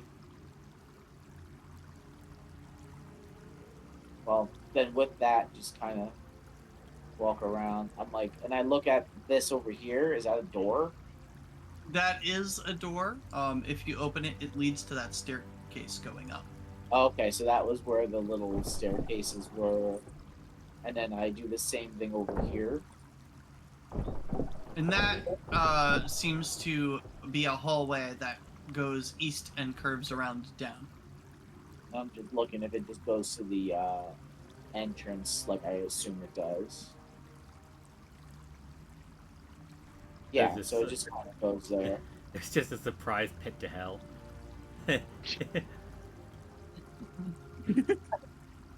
Well, what they would have used that for is the attack isn't there. If we knew it was there, we could have then kind of gone through them or escaped.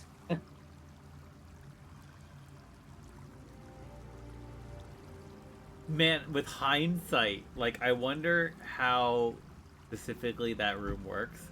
Like in hindsight, I kind of wonder mechanically if we could have had like the angry dwarven ghosts at our back that would protect us from having the trolls like storm in through the into that area, or it would hurt them. Like I wonder if it could differentiate between like the two invading groups. You never know.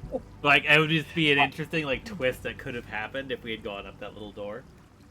Yeah, I'd Alright. say like if we went through that little door and experienced that, and maybe if I had the same role for Yeah. like maybe we would have gotten their help. Yeah. Many cool things. Mason could have had a dwarven ghost army. Yeah. We'll never know now. He could have been Aragorn. Well, I like the fan fiction. He could have just been Aragorn, but the ghosts are dwarves. That's a better army. It's a significant upgrade, yeah. But yeah, so Mason's gonna get out there and just kind of like organize everyone. Let's get this camp built and ready to rest, because he's just thinking that hopefully these guys get back here and they can get the rest they need. But he's still like he's not gonna chase them, because in his heart he understands that like sometimes you need space. Yeah. When you go through this stuff, and then now I will kind of just work on getting camp set up. So, realistically, because you guys are indoors, you don't need to roll a survival check or anything for setting up camp. If you want to set up watches, prepare food, do any of those things. No, I want to see if we can get things down here to barricade the entrance as much as we can. Not like to lock out Durra but like when it's time to really close up, we do The have gate something will open there. in the morning. They're like knocking on the door. Hello? You do have dog currently resting by the door, so Well, there's that too. Staring at the door. No.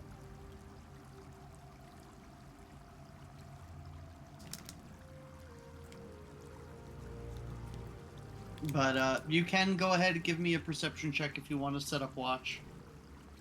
Yeah. Okay. Because it's kind of all under that anyway. 17.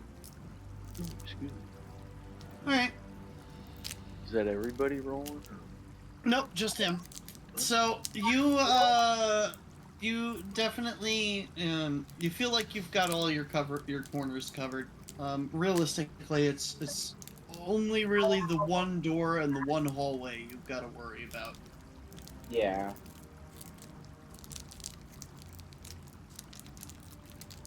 We'll And definitely have to watch.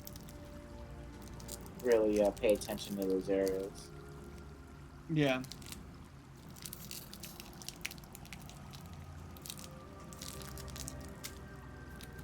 Kind of mostly think to yourself that if you guys stay in that one main room, you should be fine.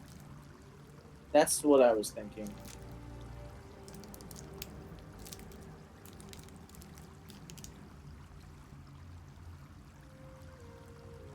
Lindsay will do her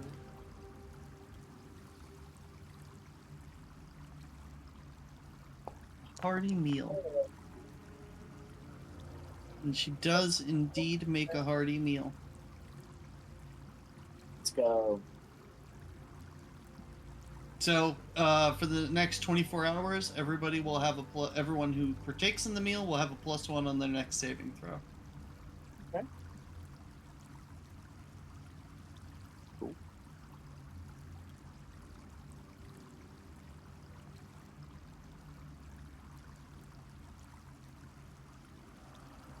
Kristen will lay out his bedroll, yawn, and be like, well, hopefully my catnap doesn't get interrupted this time. And he'll just plop down. Kundeo will go and post up in the corner next to Dog, kind of just tending to him and taking care of him. Kundeo definitely tries to conceal it as best as he can, but he was very obviously worried. Hmm.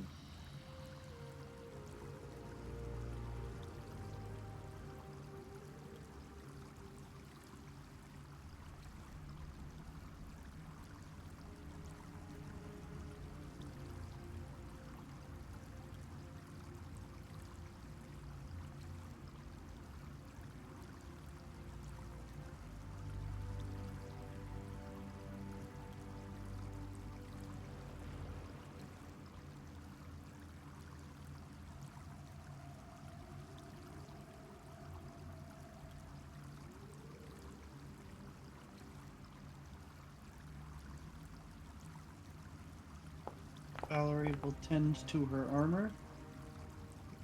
Unsuccessfully, but she will tend to her armor.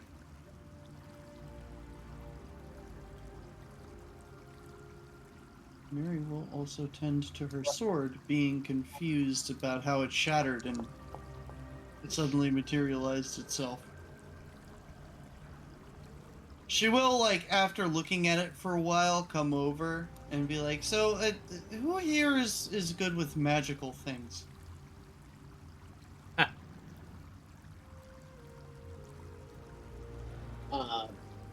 Not me whatsoever, so... I mean, if it's about your sword, it's... I don't know if maybe Myth has something to say about it, or... Your... I mean, it's just weird. I don't know why it could just shatter and then materialize, like, put itself back together like that. Your sword is as if it was reforged back together. So, as you approach Sika, your shield begins to glow. And your psychopomp will basically immediately start hovering over and, like, almost pecking at the sword. Oh. Well, that's interesting.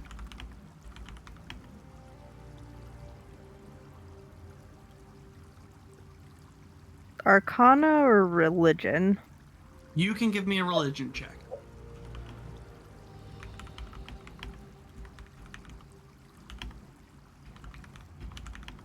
I mean, technically anybody could, but you can. Hero point. Thank you. That was a 20 for a second. For, like, yeah, for half a second. Come on. Really? Shit. You belong here. I do. I do. You know what? I'll give you a hero point. I haven't dished one out yet.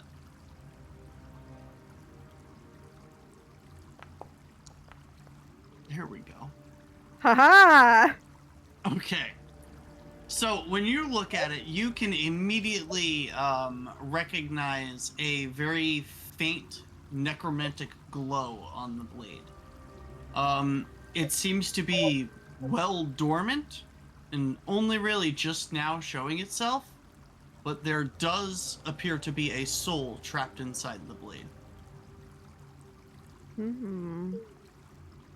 There seems to be a soul trapped in here. What? I pulled this thing off a giant.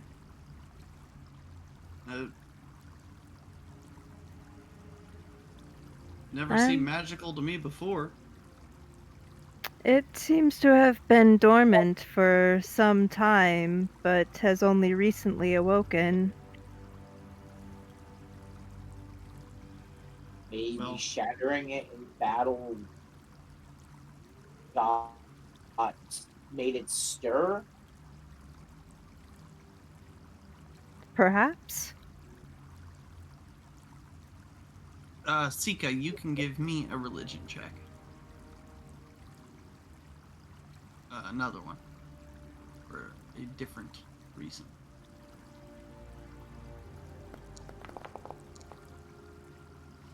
Okay. So, thinking just off the top of your head, the easiest way you would think of releasing a soul like this would be a freedom ritual. The simplest way to go about releasing it would be a freedom ritual.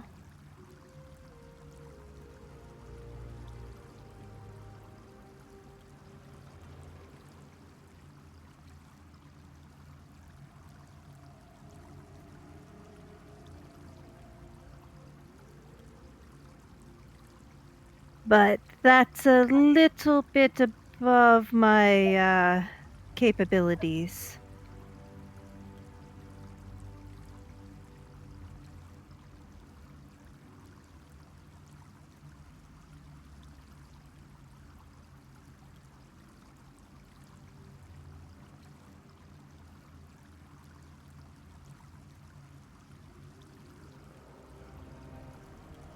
And by a bit, I mean a lot.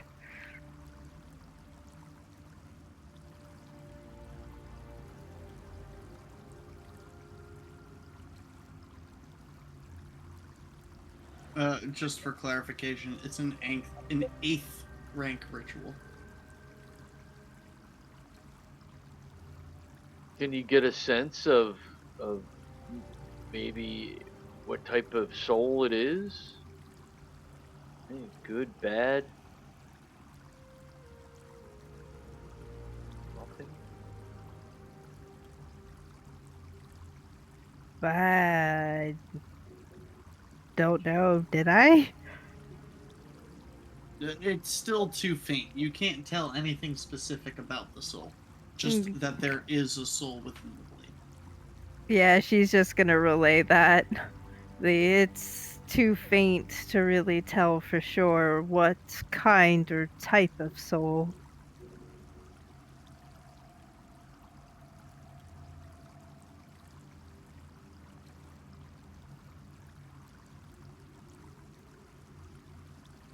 Oh, I mean, hey, if the soul keeps my sword from being broken, then I'll take it. I mean, I guess for now, continue to use it. You know, I mean, Oh, I'm going to. but I mean, we don't know what the circumstance of the soul being there. We don't know if it was trapped in her or willingly got put in there. So, Yeah, sounds like a him problem. But, yeah, alright. Or them. I we guess. don't know. Yeah, I shouldn't assume. Okay. And I mean, you said you pulled off a giant. Yeah, Giant soul in there. I guess it could be. That would make sense. I mean, it is a giant sword. But. Okay.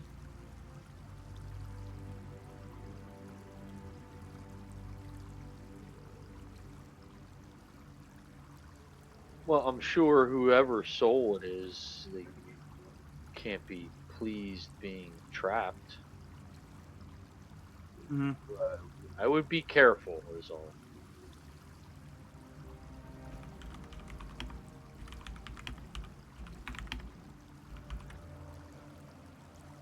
She just kind of like grunts. Stares down at her blade. I will take that as a yes.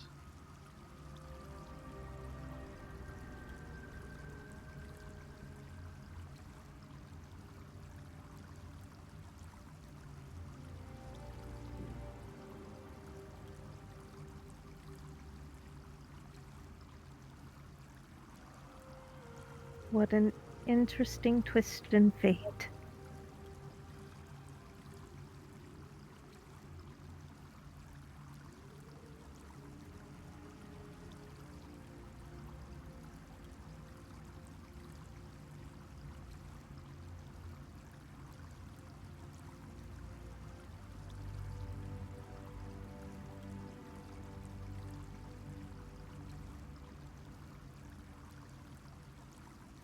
Alright. Is anybody else doing anything for the night? Other than just making sure the watch is happening and people are able to settle in and rest, and hope that the others come back. Okay. Anyone else?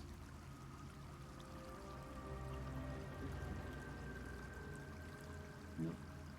What's the teddy bear doing? Teddy bear just being a teddy bear? Oh, teddy bear went to bed, Teddy bear is sleeping already. and the Discord said he get a bad migraine and that. Oh, I didn't see that. Or, well, I guess he told me he had a bad migraine. We tuck the teddy bear in its own bed, He's And- all tuckered out. and we tuck him in, and we make sure he gets rest. Yep. That's what you do. Okay. And so for the two of you that ran off, where are you going? What are you guys doing? Durra's not like he's just kind of going. Like he said is like firewood. We'll get firewood, you know, and so he's just like collecting like dead branches, picking up fallen sticks, and like gathering them under his arm, and like he's moving as if he has an intent and purpose for like to get someplace also, but he's definitely not heading back to where camp was, and he's just kind of like going through the trees, and I imagine Myth is just like keeping up with him, or maybe I'm not sure what Myth is saying or doing in this moment. Myth is just keeping up as best as he can, make sure that Durra doesn't wander too far off, but just kind of lets him do his thing. He's helping him pick up sticks and branches, anything that would be good for firewood, since that's what he's muttering and focusing on. After a little bit of it, at least, Myth then does pipe up. Durra, what are you doing? You're acting so strange after that person came into the cave system with us. I've never seen you react like this for someone after we've lost someone or had the chance of losing someone. Durra slows down and he lets out like as if he'd been holding a breath. He just kind of lets it out, and he drops the gathered wood at his feet. It's not. Suppose I have not had reason to speak on it.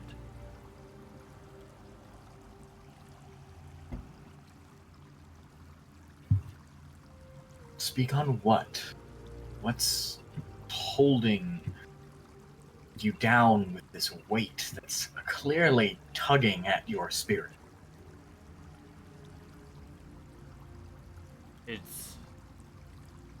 There's no one thing. Many things.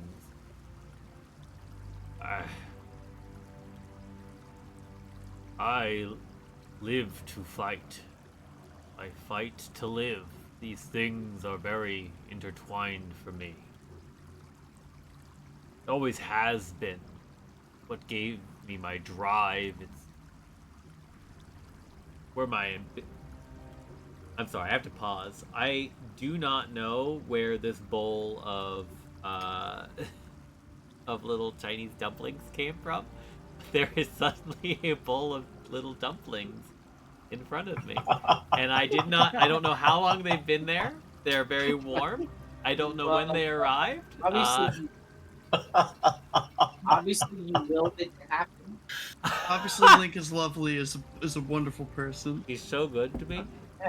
That is how you heal a broken heart, is with a bowl of dumplings. They're like pot stickers. I burnt the pizza earlier before I rushed to try to get the pizza to get dinner done. She was taking a nap before the stream started, and so But I burnt the pizza, so we had nothing. I tried to eat like, look, hang on, I have it. I could show it on my stream here. Hang on. I like torched the pizza. I tried one bite out of it, and it's really bad.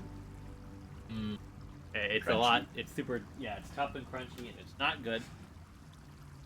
And I told her I'd make something when the stream was done, but she must have just decided to make some pot stickers, and they're delicious.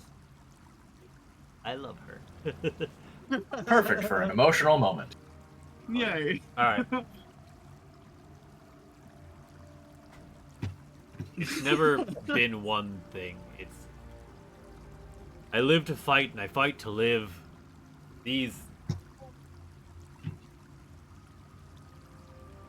When everything is on the line, that's when I feel closest to myself. Everything seems clear. Everything there are no problems with life. I do not have to worry about I'm able to put my worries behind me. Because in the moment, I either will achieve victory, or I will not. But things have changed since meeting all of you. If I die in battle, if I fall in battle, I leave a problem for the rest of you. I'm not on my own as I have been I left my hold. It isn't even that. This is just one. It isn't even that. While I feel so close to life and purpose, we lose Xandri. I can get over this. I can shove that down. I can fight my emotions through, just like... And I did. You saw me turn the remains of that pompous troll fucker into whatever Lindsay made that one evening that was really bad. Mashed and gruely. Made me feel better. But I come around and the rest of you, I can accept that you do not want that it is beyond us to bring him back. I owe my continued existence to the lot of you and to him. It's just to let him die when he was unwilling to let me die. It is difficult. Difficult thing. I understand how you... When you perished, Xandri and I kept fighting, kept pushing, and made sure that the group did everything we could. Find someone, bring you back. It was serendipitous that we found that old man when we... But we just don't have... We don't have that time this time. We're stuck being beaten down and being on the edge of death. So close that we try to push ourselves to make it back to anywhere where we might find an ally that could do that once again. Whether it's him or someone else, where I feel that the stream of time itself is against us. This particular endeavor.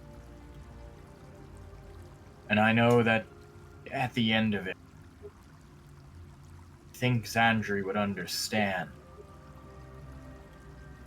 If we didn't succeed in that pursuit, at least right now, maybe sometime down the way, if the gods see so fit as to give us a sign that it would be okay for us to attempt it, that he'd want to come back if given the doorway.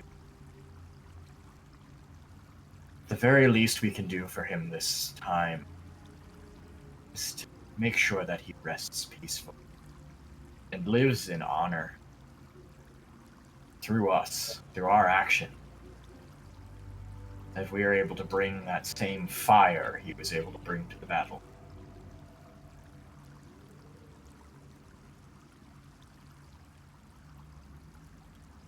He will be missed. That much is certain. When, as I said, it is many things. When that woman, that creature, showed up with a companion, I don't know if you know what it's called, but I know them as psychopops. And Durra gestures to his, I mentioned it a while ago, but like, Durra wears since he came back, he has had like a pauldron, that is just straight up a psychopop's mask. He wears it on his shoulder. He took it, and he explains, when I was in between life and death, those creatures came for me.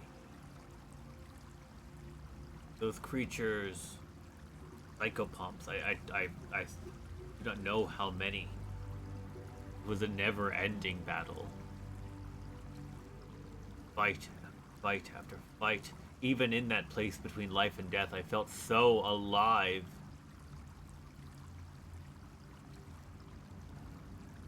I heard the voice of Gorum.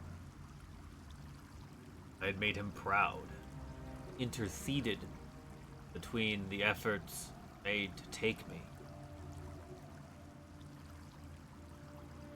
Between your efforts and his, it was that I was able to return, but did not think that they would come for me here. And what makes you think that they're coming for you? I don't know. It is that uncertainty, combined with years. That puppet, that little creature. We had back with what was Aelin. Aelin, thank you. Aelin's familiar, animated in such a way. I've spoken before how my tribe, they did not. There are so many things, and he kind of like, he is having as much difficulty as I am in explaining all of the things that are tough for him right now. He's just like, in orc culture, arcane magic is seen, at least in the culture of my tribe, in the culture of my hold, arcane magic has been seen as untrustworthy. Wizards and sorcerers alike are not trusted, and things created by them are.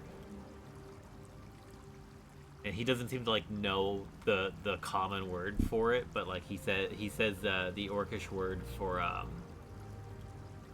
like unscrupulous, like it's it's unknowable. Like they could be up to anything, and so now we find one there, and none of you seem to react in any way. I try to be accepting. I try to learn. I try to grow. I try to be a better man than I was before and learn of the greater world. But there are things that are so deeply rooted within me that to change is a battle that I do not think that even I can win. You cannot win it alone. That Trying is something to win it you alone. need to understand, Durra. Not alone. Whether you realize that you're fighting it alone or not, Your own inner thoughts and upbringings are a battle that your mind will try to fight by itself. I do not hate this thing. I merely find its general presence unnerving. It is like there is an enemy in the room, but you do not know where. I have never seen you run in such a way that seemed like fear before. And yet you bolted out of there, as if I cast lightning from my mouth at you. If you had cast lightning at me, it would be something I could deal with more. I could deal with. I can fight you. I cannot fight myself. Not in this way.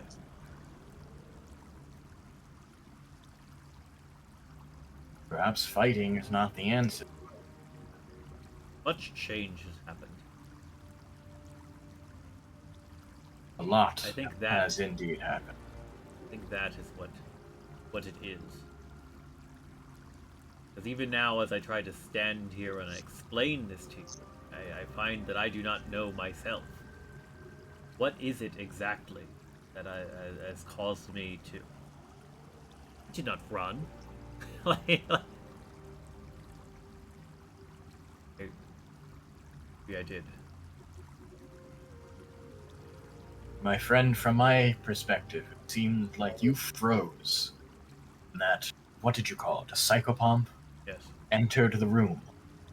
You froze as if a deer had faced down a predator.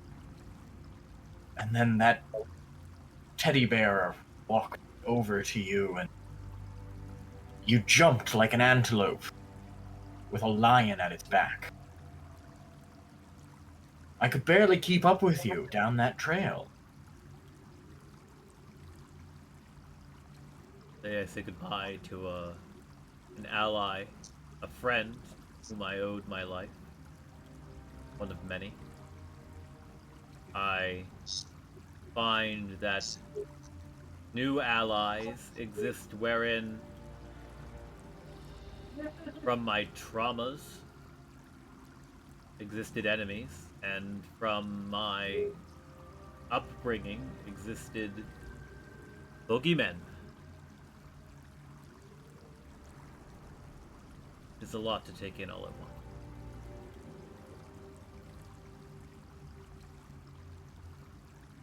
Well, I understand. Even still, I find it difficult for what you and the rest of our parties so accepting of a stranger. Do you not remember that I am more displaced than the rest of you? All of you come from the here, this world as it is. I came from where it will be. From what I can tell, I won't ever be able to go back to. I have to be as accepting as I can to any potential ally we may gain. Because I've seen strange things in my time. Some stranger than others, but it's all going to be new as I navigate this. But I'm glad to navigate it with you by my side. And I know that you're running through a turmoil now. And I do not wish to force you to try and navigate that any faster than you feel comfortable. Just know that I am here. And while Xandri may have fallen this day, I know not where our other allies have gone. I stand with you, should you need me. Is Myth in dragon form right now? I'm not exactly Yes. sure what he's been portraying himself as for the last while. He's, while we've been traveling, he's in dragon form.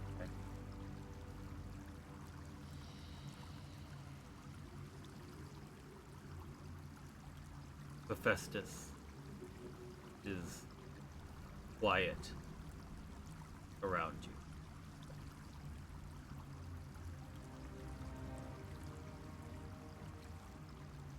Don't know what that means. You should know.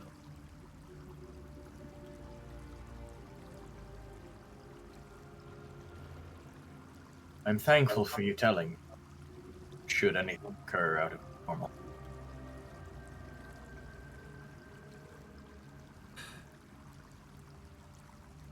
The rest of our party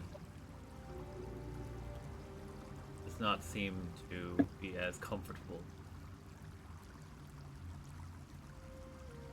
with my preferred means of saying goodbye, Xandri. We do it here. I believe I would be able to whip up a small fire for us to prepare it, yes. Simple. And he like snaps his fingers and just the sticks at his feet just catch fire. Like, Show off. All right.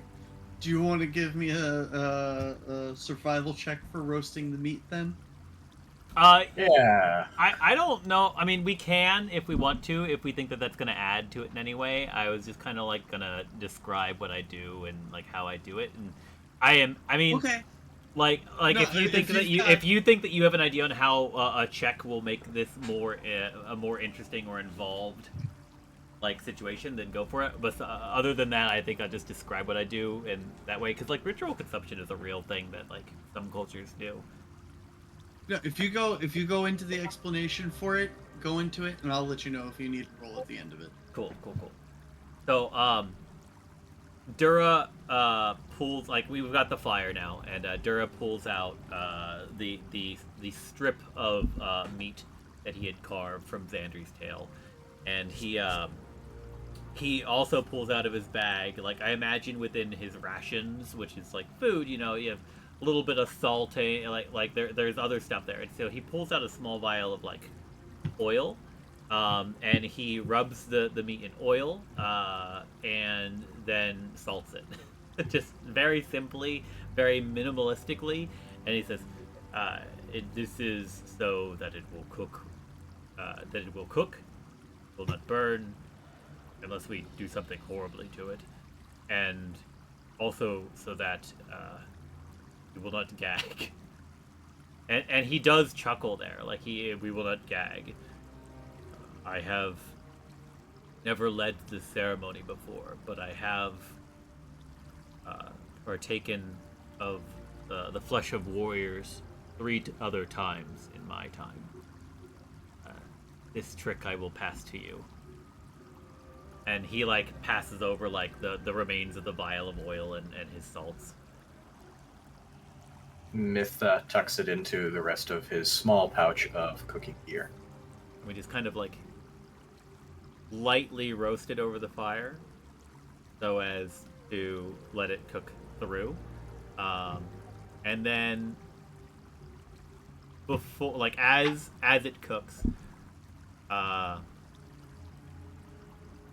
I assume he also like as he cooks both pieces. I am imagining you're letting him, unless you wanted to do something. I'm simply assisting where needed. Okay, yeah.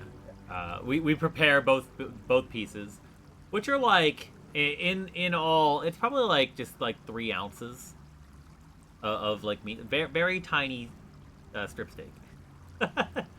I mean, he's got a snake tail, so long. Durra says to Myth, I have, like I said, I have never led ritual before, so if I say something stupid, do not laugh at me. The only ears here are the tree.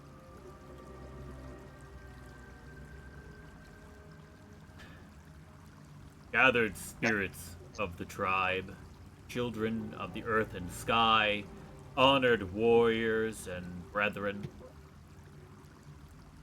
we stand at the threshold of sacred rites, bound by the threads of honor and remembrance.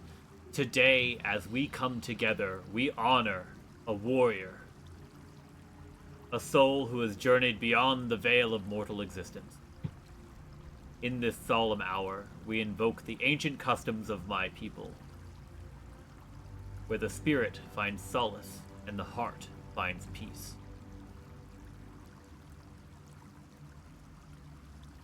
Durra lifts like his strip into the air. Behold the fallen warrior, whose valor knew no bounds.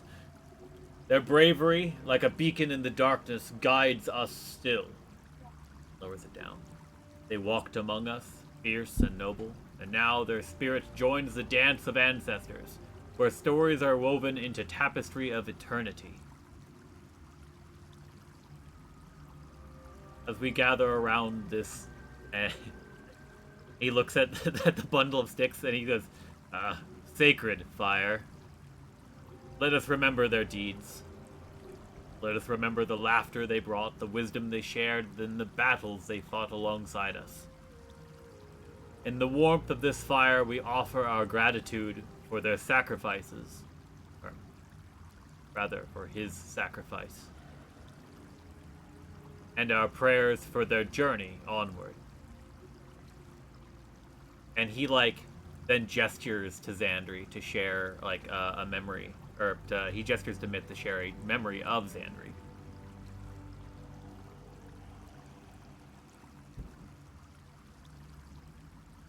I think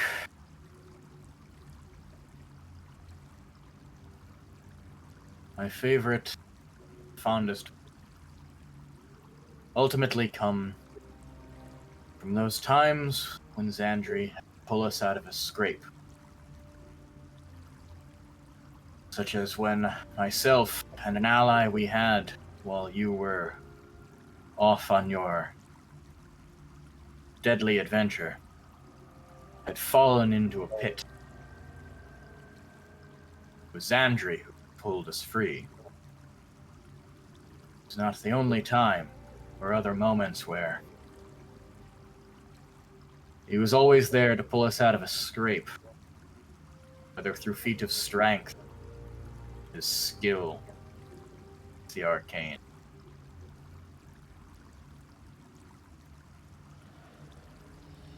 He was a good ally and an even better friend. He shall be missed. But I hope that we give him an honor that he can enjoy and smile upon. He has it.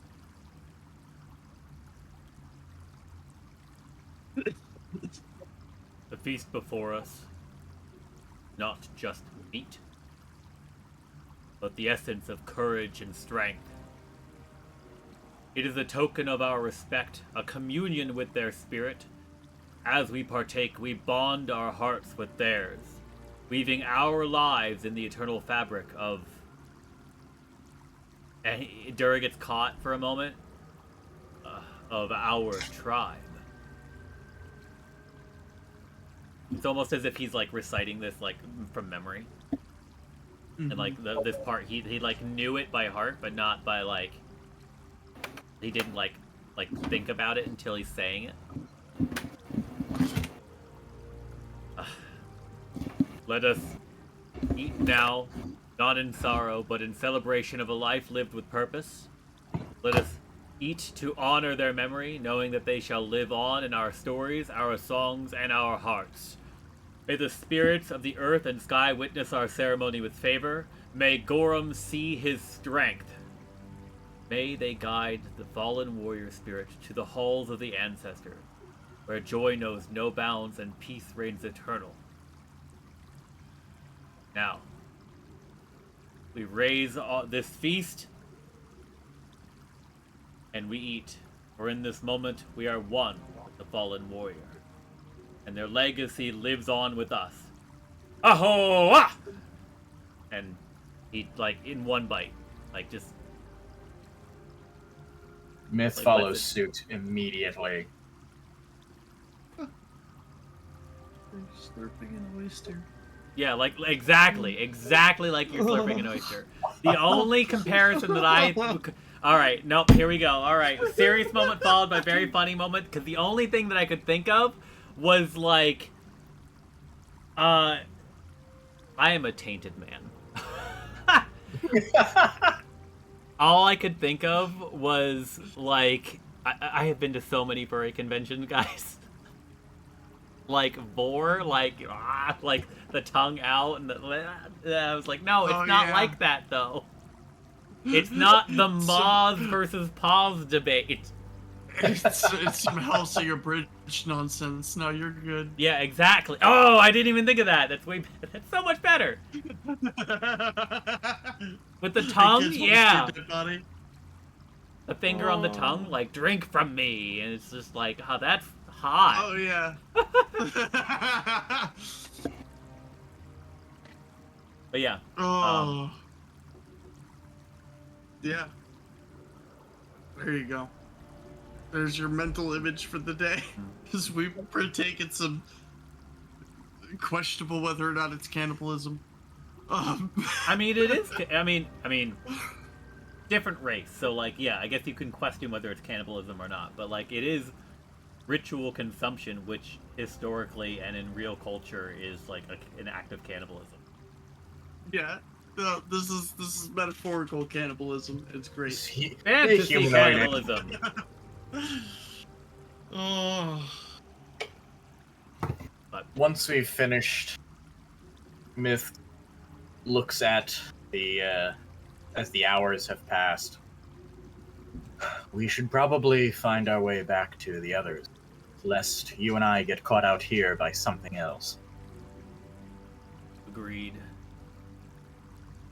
And he winces, like he's still feeling his wounds. You need something for that, or are you really just going to wait until you sleep? Don't know. I just... He's a cleric. Maybe I will ask Tristan. He is a familiar face. He worships Theron Ray. Not far from... I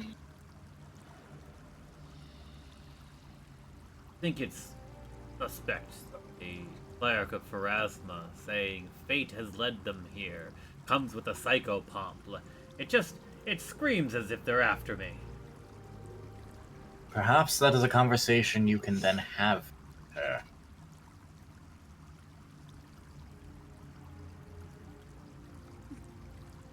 Perhaps you're right. Not perhaps, you are right. Let us get back. The hour is late, and the smell of meat over a fire, regardless of its source, is going to attract something wild. Yes, let's get this cleaned up best we can. Let's head back. And they do so, I imagine. Yep. You guys clean up your little campfire, no problem.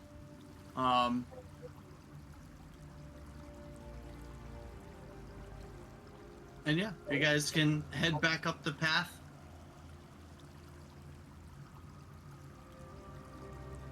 Is everybody starting to settle down for bed?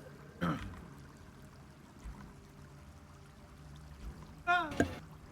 just walks off the cliff. Gets eaten by the thing down there. Turd just falls 60 feet.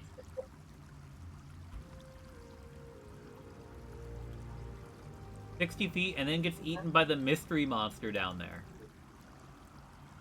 Yeah, that was fun to watch. I am There's moving been my a lot token on the going map on. now. I don't know if you wanted to also... Yeah.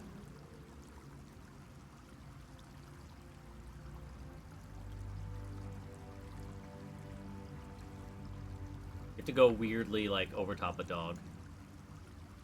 Yeah. It's because of the way the door is. Like, their walls thing is weird. It looks like everyone's still in relatively one piece here. Ah! There we go, I got the door. Ceiling falls down on us. Rocks fall, the party dies. Oh no. It's just a section of the door frame collapses after you guys walk through. It's the worst part of the Legend of the Hidden Temple.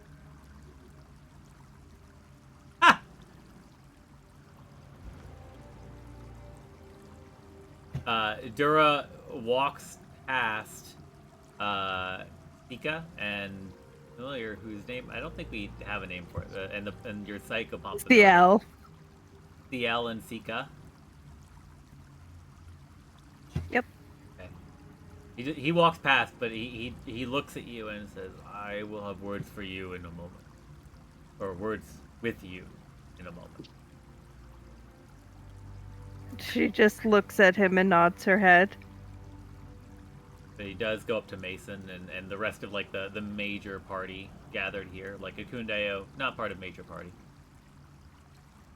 So as you guys come in, you see like we've set up a camp. We have food cooking, beds are laid out. But even like the beginning of like taking the treasure, making sure it's in tight boxes, bringing it down. So like you guys come in and you see that like Mason's kind of pointing and talking to people and just getting this work done as fast as and efficient as possible. And then he, as you guys walk in, he sees you guys. Well, I'm glad you guys are back. And you look like a walk did you some good. A walk and a talk. Yes. Walking and talking usually go hand in hand. As you see, we've been just making sure things are set up, and we found lots of things that are going to be transported back. Well, excellent work. Let's all get some rest. I am going to get some food and going Yep, to pass plenty of out. hot food, ready to eat. We laid out your bed stuff for you, so Thank you. you're ready to just rest. Myth gets some food, goes, sits down, stares angrily at the arquebus that keeps jamming, and once he finishes eating, he just lays down and passes out.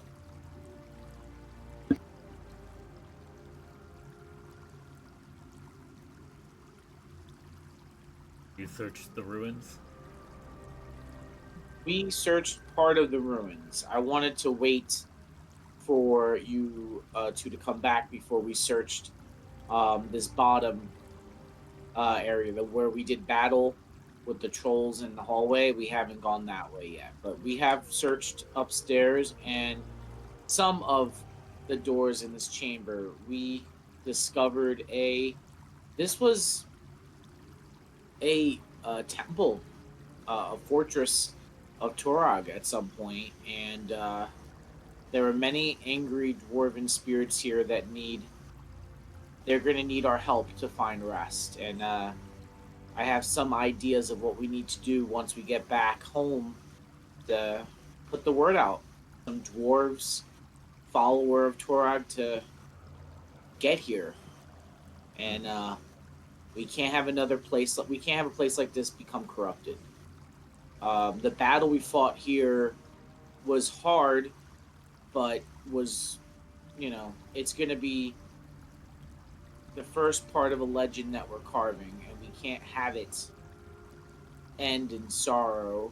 We have to lift beyond that. Agreed. Let us be cautious, though, that any dwarves we invite know that this is not being given to them as land. That they are doing the service for their gods in the name of under our flag.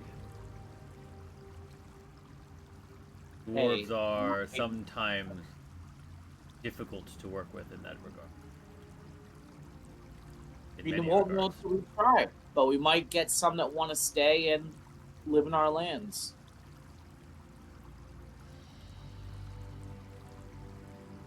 What of... I assume then that you found the hobgoblin that had retreated during the battle? It ran up those stairs. When we went up those stairs, there was no one else except two kobolds that were locked and imprisoned, that were part of the kobolds that we had helped before. DM, is that a purposeful thing or is that an accident?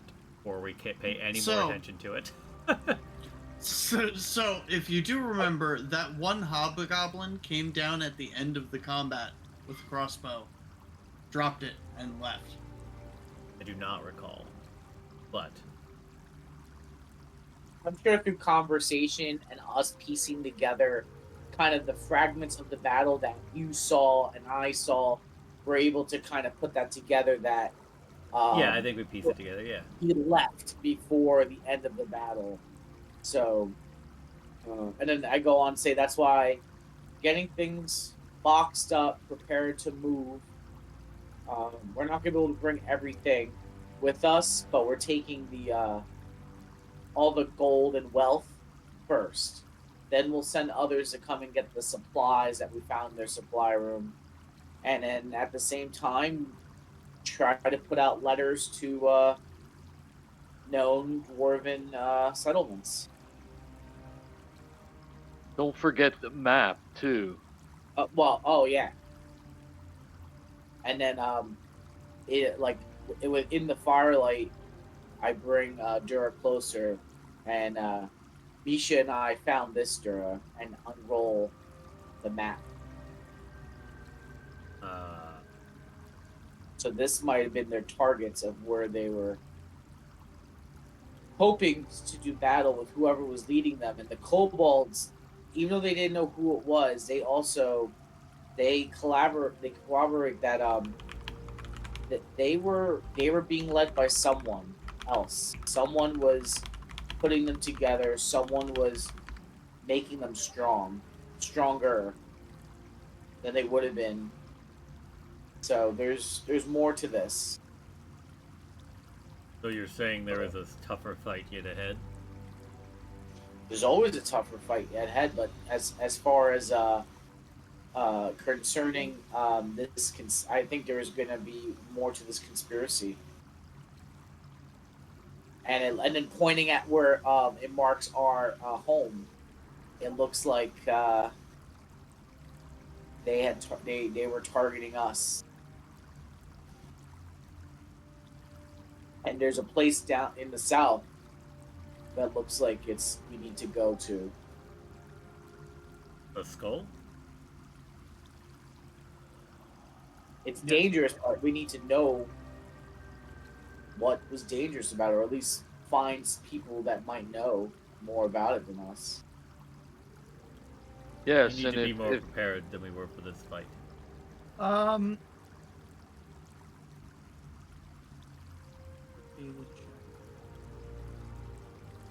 guess give me a perception check, Mason and Durra. Okay. No. I was almost at 20.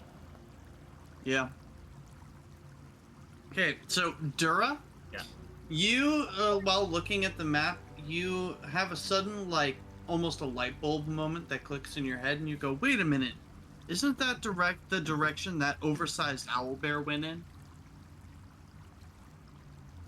That is... Durra gets kind of excited. That's not the territory in which the owlbear ran from us in. And then Mason takes a closer look, and he's like, "I think you're right about that. That would make sense of the direction and why they would have it marked to be so dangerous to not go." So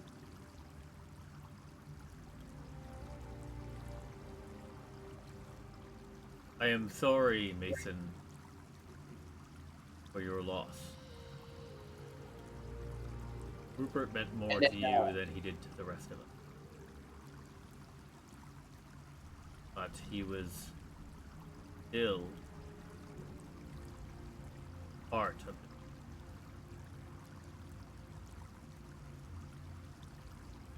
Might not ring the same as losing Xandri to many of us, but I'm sure your heart mourns just the same.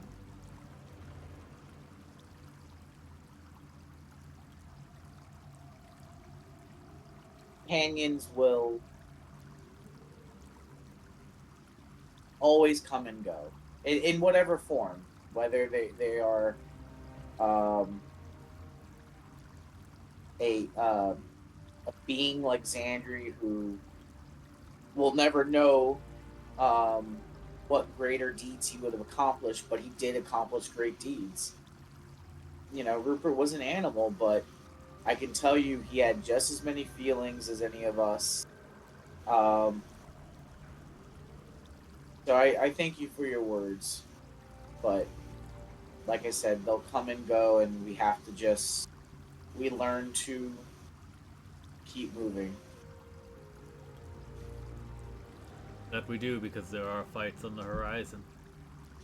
There's always fights on the horizon, and if we don't keep moving, you won't get to fight those fights. You get some rest. Have one more conversation, I think, before I also do the same. He nods, pats you on the shoulder, and then he then will go and for his rest.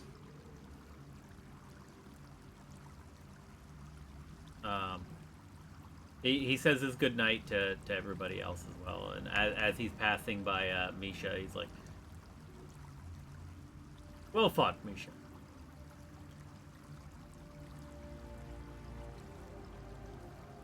I didn't do much. But if my memory serves, you did get the final blow on.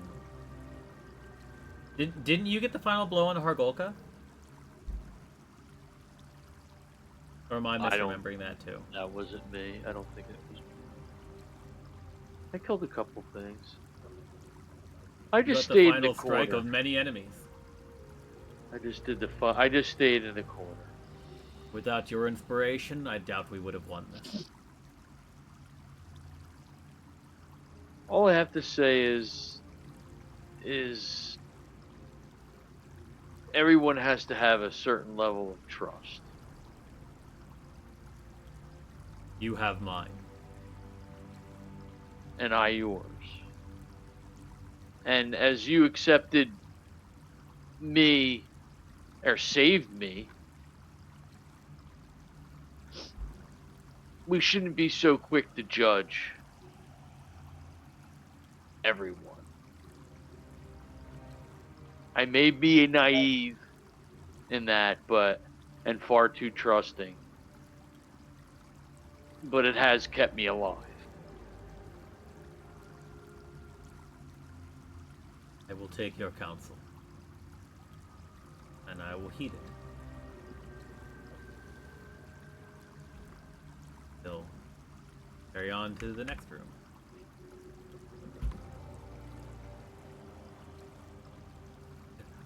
Where it almost seems as if he does not heed the counsel of Misha, because the first words out of his mouth are, "Who are you? What are you? And why are you here?"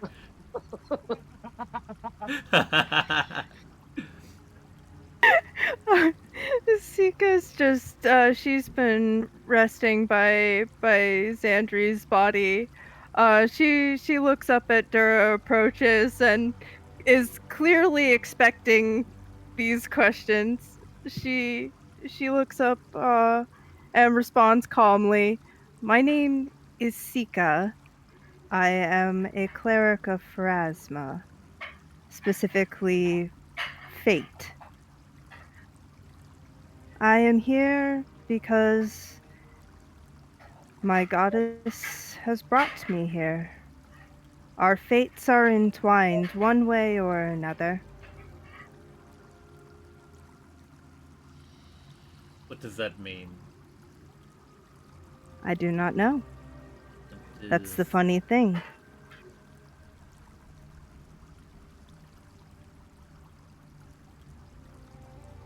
You are not here because I have escaped Pharasma's grasp. You're not here with that thing, and he gestures to your psychopomp familiar. You're not here with that thing because I have killed so many of its kind. She shakes her head. No, I am not here for that. If anything, that is between you and my goddess alone.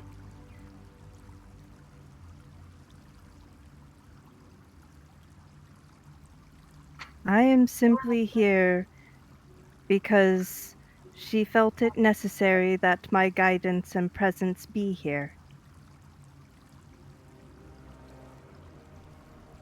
And Durra's just kind of like, I say searching, like he wants to be able to search your face to like look for hints that you are lying to him, but you are also a bug person, and I don't know what that would look like. Yep, she's talking to you and her mandibles are going. There's some clicking sounds every once in a while. Mandibles, just write those off as tusks. Everything else, though, like I don't know what's going on here. Yeah, her teal compound eyes are like locked on yours. Yeah, like where's the look in your eye that tells me you're lying? He just can't find it. Whether that's because you're being truthful or because you are unknown to him, can't tell, can't tell it.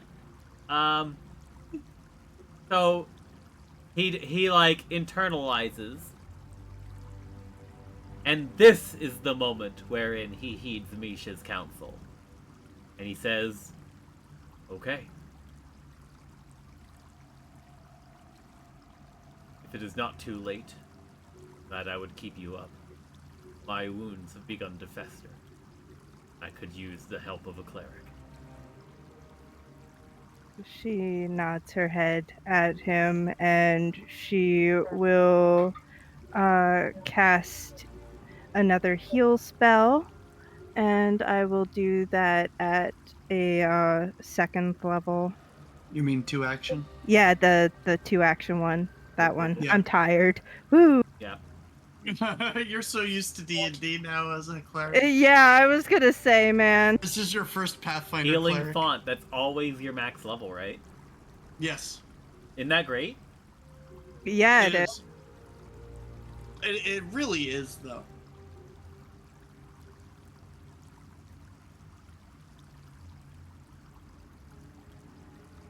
Come on, let's see all those max dice rolls. Let's go.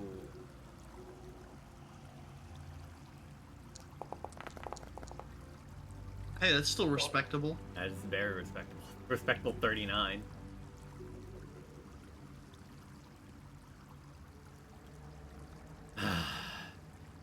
He like breathe in and out, and it's like the first non-labored breath he's had since the battle concluded. Thank you. Have a peaceful You're night. welcome. Are you certain you do not wish for more? I can cast a few more times. Give me some credit. My wounds still persist, but nothing that good nights heal won't fix. And besides, if you close them fully, then I will get no scars from them. Then what will stay behind to remind me of the battles I fought this day? That is fair. You have a good night. He nods, and yeah, he'll just go curl up somewhere. All right. And with that, I think that's a pretty good spot to end the session for the night. Hell yeah. Woo! All right.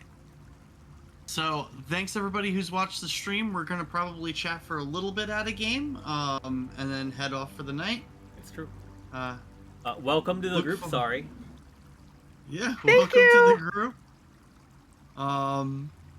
We are going to be taking a 2-week hiatus because of Penzik. But we Ooh. will be back on the... What day is that?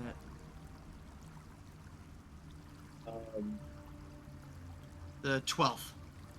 The 12th of August.